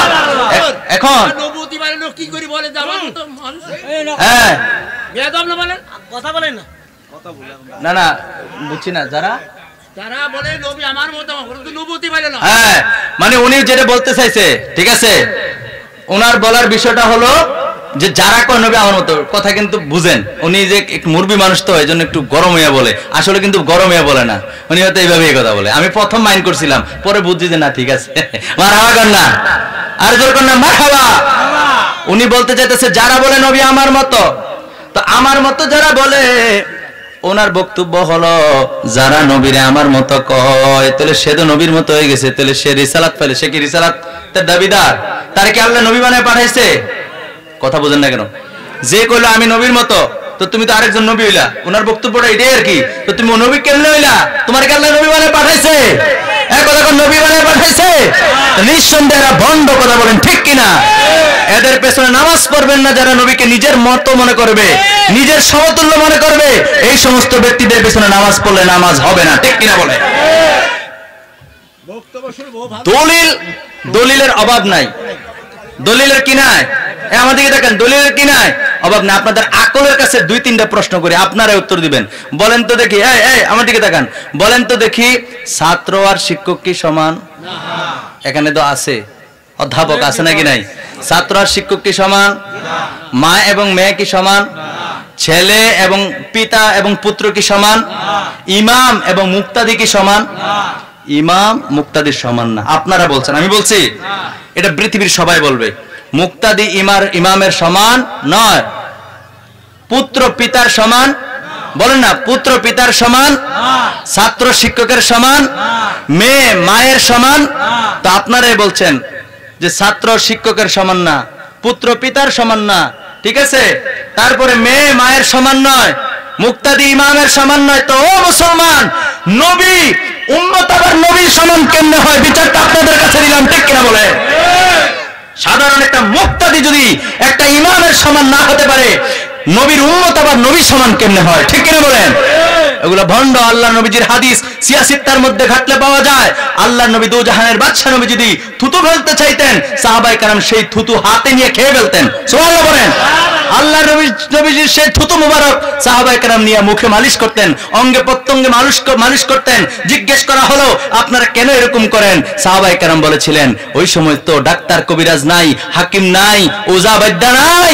ওই সময় আল্লাহ নবীজির থুতু মুবারকটা এত দামি ছিল, যে কোনো রোগের শেফা মনে করে যদি খাইতো, সাথে সাথে সেই রোগ থেকে আল্লাহ বাঁচায়া দিত। জোরে জোরে কোন সুবহানাল্লাহ। আমার ভাইরা, আমার বন্ধুরা, আর যেই মৌলবী কয় নবী আমার মতো, যে কয় আর কি, তার রাস্তার মধ্যে থুতু ফেলতে বলেন, তার থুতু রাস্তার কুকুরেও খাবে না, ঠিক কিনা? আপনার আমার থুতু রাস্তার কুত্তাও খায় না, ঠিক কিনা কোন? আর আল্লাহ নবীজির থুতু মুবারক সেই সোনালী যুগের সেই সাহাবায়ে কেরাম, যাদের গাউসে পাক আব্দুল কাদের জিলানী রাদিয়াল্লাহু তাআলা আনকে জিজ্ঞেস করা হলো, ওনার এক ভক্ত, ওনার এক মুরিদ জিজ্ঞেস করছে, হুজুর আপনি তো বড় পীর, আপনি তো পীরানে পীর দস্তগীর, আপনার কাছে আমার একটা প্রশ্ন, আপনি তো বড় পীর, সমস্ত ওলিদের ওলি আপনি, তো হুজুর আপনার কাছে আমার একটা প্রশ্ন হলো, আপনি বড় না নবীর সাহাবীরা বড়? সুবহানাল্লাহ বলেন না? প্রশ্ন করছে। প্রশ্ন করার পরে গাউসে পাক উত্তর দিয়েছেন, আমার নবীর সঙ্গে যে সাহাবায়ে কেরাম যুদ্ধ করেছে, ওই যুদ্ধ করতে গিয়ে যে ঘোড়া কিংবা উট নিয়ে গেছে, ওই ঘোড়ার পায়ের ধুলিকণার একটা ধুলিকণার সমানও আমি আব্দুল কাদের না। সুবহানাল্লাহ। সেই সুমহান মর্যাদার অধিকারী সাহাবায়ে কেরামরা নবীজির থুতু মোবারকটা নিয়ে গালে মুখে মাখতেন, অঙ্গ প্রত্যঙ্গে মাখতেন। সেই সুমহান মর্যাদার অধিকারী সাহাবায়ে কেরাম নবীজির থুতু মোবারক খেয়ে ফেলতেন। আর আপনি বলছেন নবীর মতো, আপনি বলছেন আমি নবীর মতো, নবী আমার মতো। আপনার লজ্জা লাগে না? আপনার থুতু রাস্তার কুকুরেও খায় না, ঠিক কিনা বলে? দলিল তো অভাব নাই, দলিল কোনো অভাব নাই। আমি দলিল দিচ্ছি না, শুধু আপনাদের কাছে আপনি উপস্থিত বুদ্ধিটা জিজ্ঞেস করবেন যারা এই কথা বলবে, বলেন মুক্তাদির সমান, মুক্তাদি তো ইমামের সমান না, ঠিক কিনা বলেন? তা আমরা তো নবীর উম্মত, আমরা আবার নবীর সমান কেমনে হমু? রাগ হইতেছেন আপনারা? ভাইরা আমার, বন্ধুরা আমার, তাহলে আল্লাহ নবী বললেন, ওয়ানাল হাশিরুল্লাযী হাশারুন নাস আলা কদামাইয়া, নবী বলেন আমি নবীর কদমের নিচে পৃথিবীর সমস্ত মানুষকে একত্রিত করা হবে। এই জন্য নবীজির এক নাম হলো হাশের। জোরে জোরে কোন সুবহানাল্লাহ। একত্রিতকারী। তো নবীজির কদমের নিচে একত্রিত করা হলে আপনাদের কাছে আরেকটা প্রশ্ন, বাদশাহ শাহজাহান তাজমহল বানাইছেনি বাংলাদেশ? ভারতে আমি গিয়ে আসছি কয়দিন আগে, প্রোগ্রাম করতে করে আসছি ইন্ডিয়াতে। আসার পথে আমার ফেসবুকে আছে, আমি ওখানে গেছি, আগ্রাবাদ নাকি আগ্রা, ঠিক আছে, ওইখানে এই তাজমহল তৈরি করছে, কত সুন্দর দেখতে। এখন প্রশ্ন হলো, তাজমহল দামি নাকি তাজমহলটা যার জন্য বানাইছে সে দামি? কথা কয় না কেন? বাদশাহ শাহজাহান বানাইছে কার জন্য তাজমহল? মমতাজের জন্য। কার জন্য? এটা জানেননি আপনারা? মমতাজের জন্য তাজমহল বানাইছে। আপনাদের কাছে বুঝাচ্ছি আমি, কিভাবে বুঝাবো আপনাদেরকে। এই জন্য হঠাৎ বুদ্ধিটা আসলো যে বাদশাহ শাহজাহান যে তাজমহল বানাইছে মমতাজের জন্য। এখন শাহজাহানের কাছে তাজমহলটা দামি না মমতাজের দামি? মমতাজ দামি বলে তো মমতাজের জন্য গিফট এই তাজমহল বানাইছে, ঠিক কিনা বলেন? কথা ঠিক আছে নি? তো হাসরের ময়দানে কি হবে? আরে আমাদের কি হবে? কান্দ। হাসরের ময়দানে কান্দার আগে, হাসরের ময়দানে যেই নবীর নবুয়তের কদমের নিচে তুমি দাঁড়াইবা, আগে চেষ্টা করো নবীর কদম কেমনে পাওয়া যায়, ঠিক কিনা বলেন? আরে যেই হাসরের ময়দানটা সাজানোই হবে নবীর প্রশংসা, নবীর শান আজমত পৃথিবীর মানুষকে প্রমাণ করার জন্য, দেখানোর জন্য, ঠিক কিনা বলেন? সেই হাসরের ময়দানে যেই নবীর কদমের নিচে হাসরের ময়দানে সবাই থাকবে, আমি তো বলতে চাই হাসরের ময়দান কি নিয়ে কান্দার আগে আগে কাঁদো নবীর কদম কেমনে পাইবা, ঠিক কিনা বলেন? আমার ভাইয়ের, আমার বন্ধুরা, বলতে গেলে অনেক আলোচনা। প্রিয় হাজিরিন, আল্লাহর নবীজি সেদিন হাসরের ময়দানে ওই মানুষগুলি ছোটাছুটি করে, যখন মানুষগুলি, আরেকটা হাদিস শরীফের মধ্যে আসছে, মানুষগুলি যখন দৌড়াদৌড়ি করবে, সবাই ছোটাছুটি করে আদম আলাইহিস সালামের কাছে যাবে। আদম আলাইহিস সালামের কাছে যাওয়ার পরে আদম আলাইহিস সালামের কাছে গিয়া বলবো, আল্লাহ, আল্লাহ গো, আদম আলাইহিস সালামের কাছে গিয়া বলবো, ও বাবা আদম, আপনি তো আমাদের আদি পিতা, আমাদের সবার, আপনি আমাদের সবার বাবা, আপনি দয়া করে আমাদের জন্য সুপারিশ করেন। আদম আলাইহিস সালাম বলবে, লাস্তুলাহা, আজকের এই দিনে কথা বলার উপযুক্ত আমি আদম না। জোরে জোরে কোন আল্লাহু আকবার। এরপর মানুষগুলি দৌড়া যাবে হযরতে ইব্রাহিম আলাইহিস সালামের কাছে। ইব্রাহিম আলাইহিস সালাম সেদিন কথা বলবে না, মানুষগুলো দৌড়া যাবে হযরতে মুসা আলাইহিস সালামের কাছে। মানুষগুলি যখন মুসা আলাইহিস সালামের কাছে যাবে, সেদিন মুসা আলাইহিস সালাম বলবে, আজকের দিনে কথা বলার উপযুক্ত আমি নই। মানুষগুলি যখন দৌড়া ঈসা আলাইহিস সালামের কাছে আসবে, ঈসা আলাইহিস সালাম একটা কথা বলবে, লাস্তুলাহা, বলবে আজকের দিনে আমি এর উপযুক্ত নই, আমি কথা বলতে পারবো না। জোরে জোরে কোন আল্লাহু আকবার।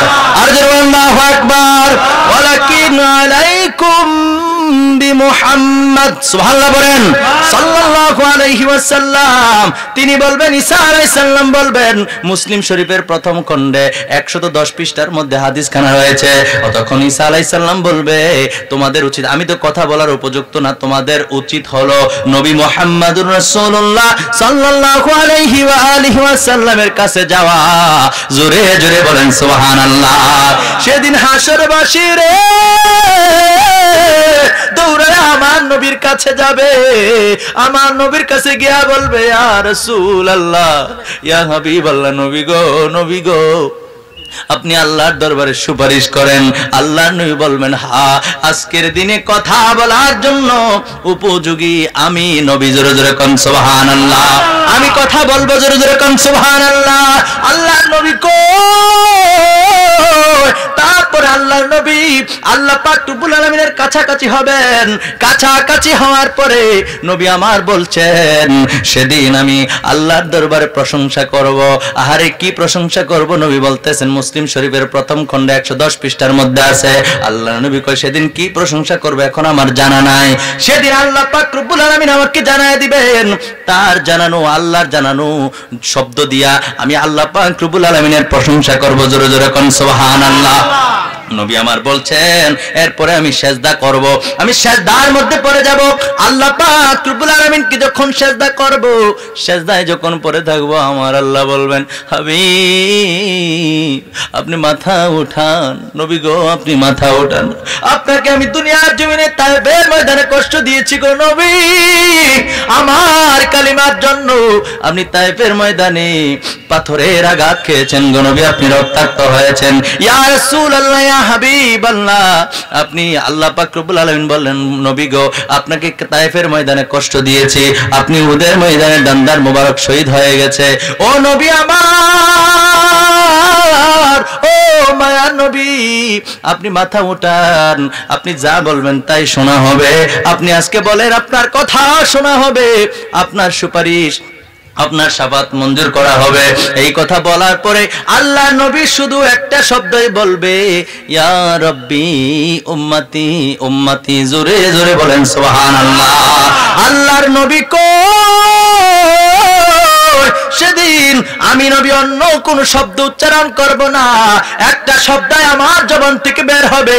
হাসরের ময়দানে সবাই নাফসি নাফসি করবে, সবার এক শব্দ, এই শুনেন, সবার জবান থেকে একটা শব্দ আসবে, নাফসি নাফসি করবে, ইয়া নাফসি নাফসি করবে।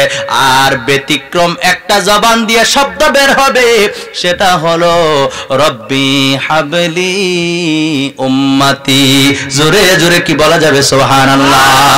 হাসরের ময়দানে আপনার আমার নবীজি হাসরের ময়দানে রব্বি হাবলি উম্মতি বলে কাঁদবেন।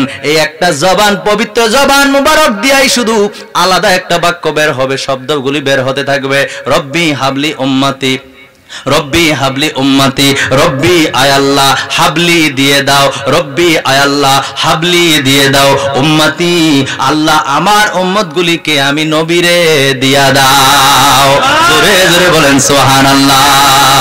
আমার জান মদিনা, আমার প্রাণ মদিনা, আমার জান মদিনা, আমার প্রাণ মদিনা, ভুলে যেতে চাইলেও ভোলা যায় না, বলেন ভুলে যেতে চাইলেও ভোলা যায় না। আমার জান মদিনা, আমার প্রাণ মদিনা, আমার জান মদিনা, আমার প্রাণ মদিনা, ভুলে যেতে চাইলেও না, বলেন না ভুলে যেতে চাইলেও।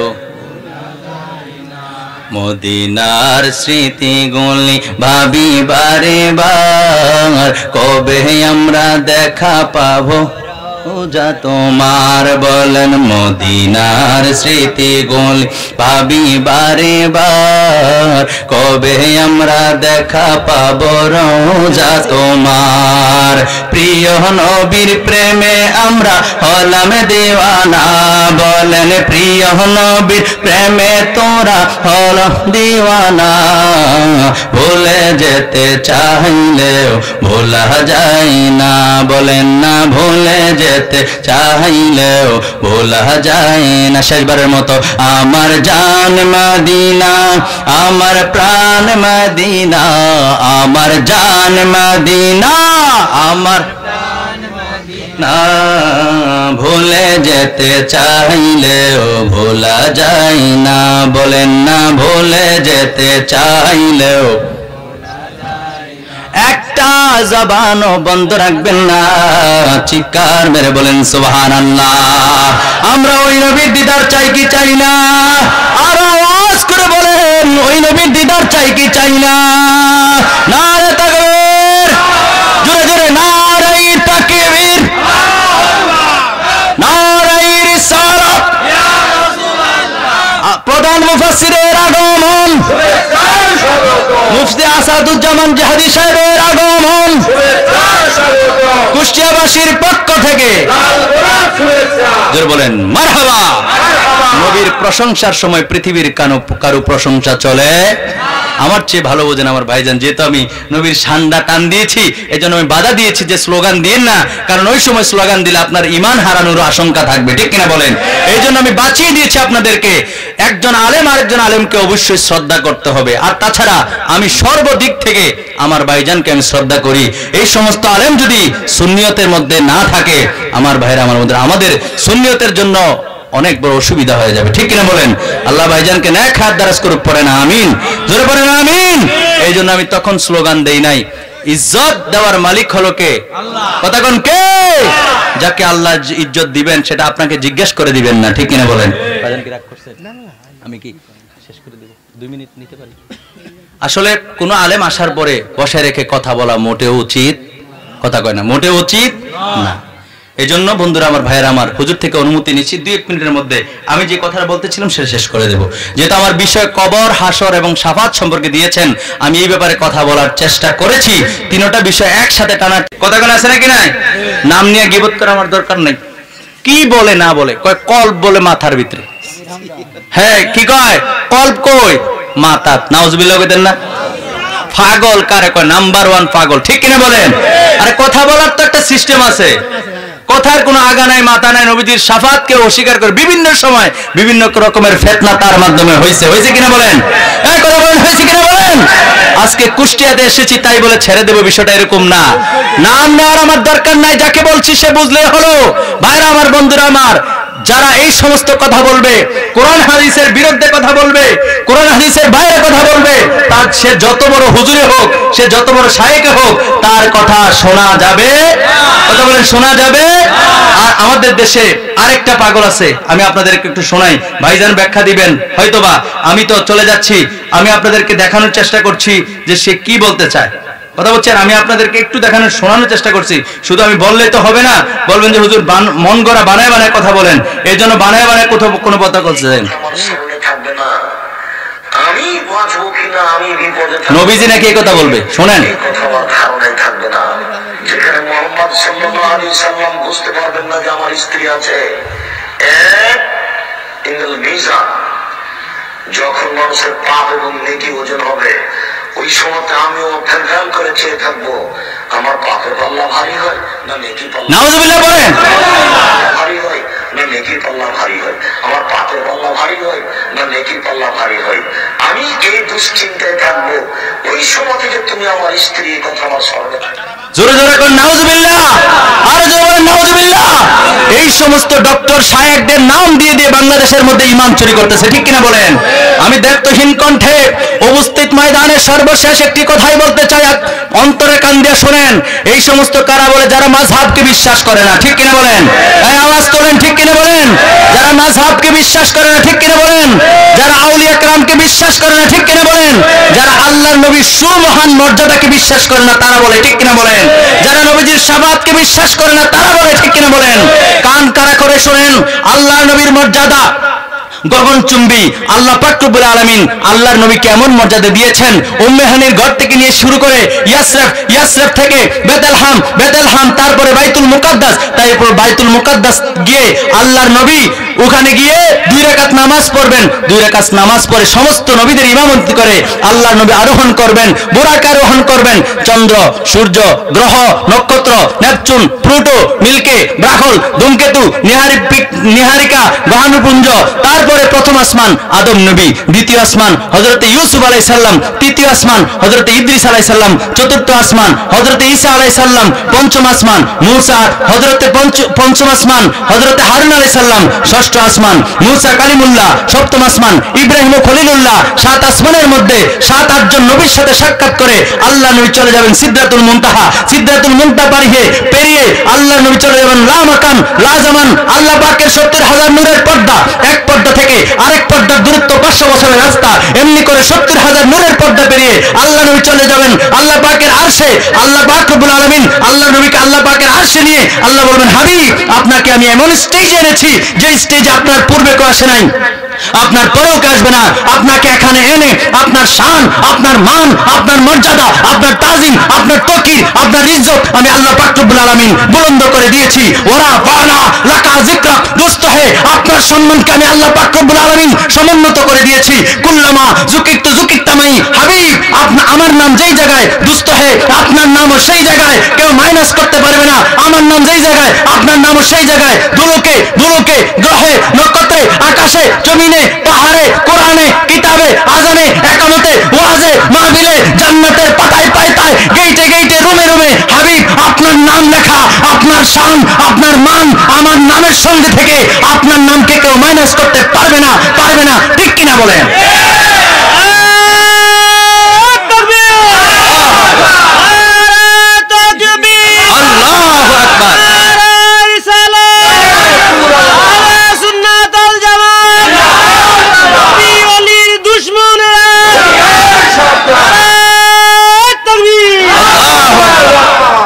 আল্লামা সৈয়দ বাহাদুর শাহ মুজাদ্দিদ আল আবিদি সাহেব জিন্দাবাদ, জিন্দাবাদ। আমার ভাইরা, আমার বন্ধুরা, আমি শেষ বেলা এই কথাই বলে গেলাম, তারা যতই নবীর শাফাতকে অস্বীকার করে করুক, ঠিক কিনা বলেন? তারা যতই নবীর শান ও আজমতকে তানায়াসনা করে কোনো সমস্যা নাই।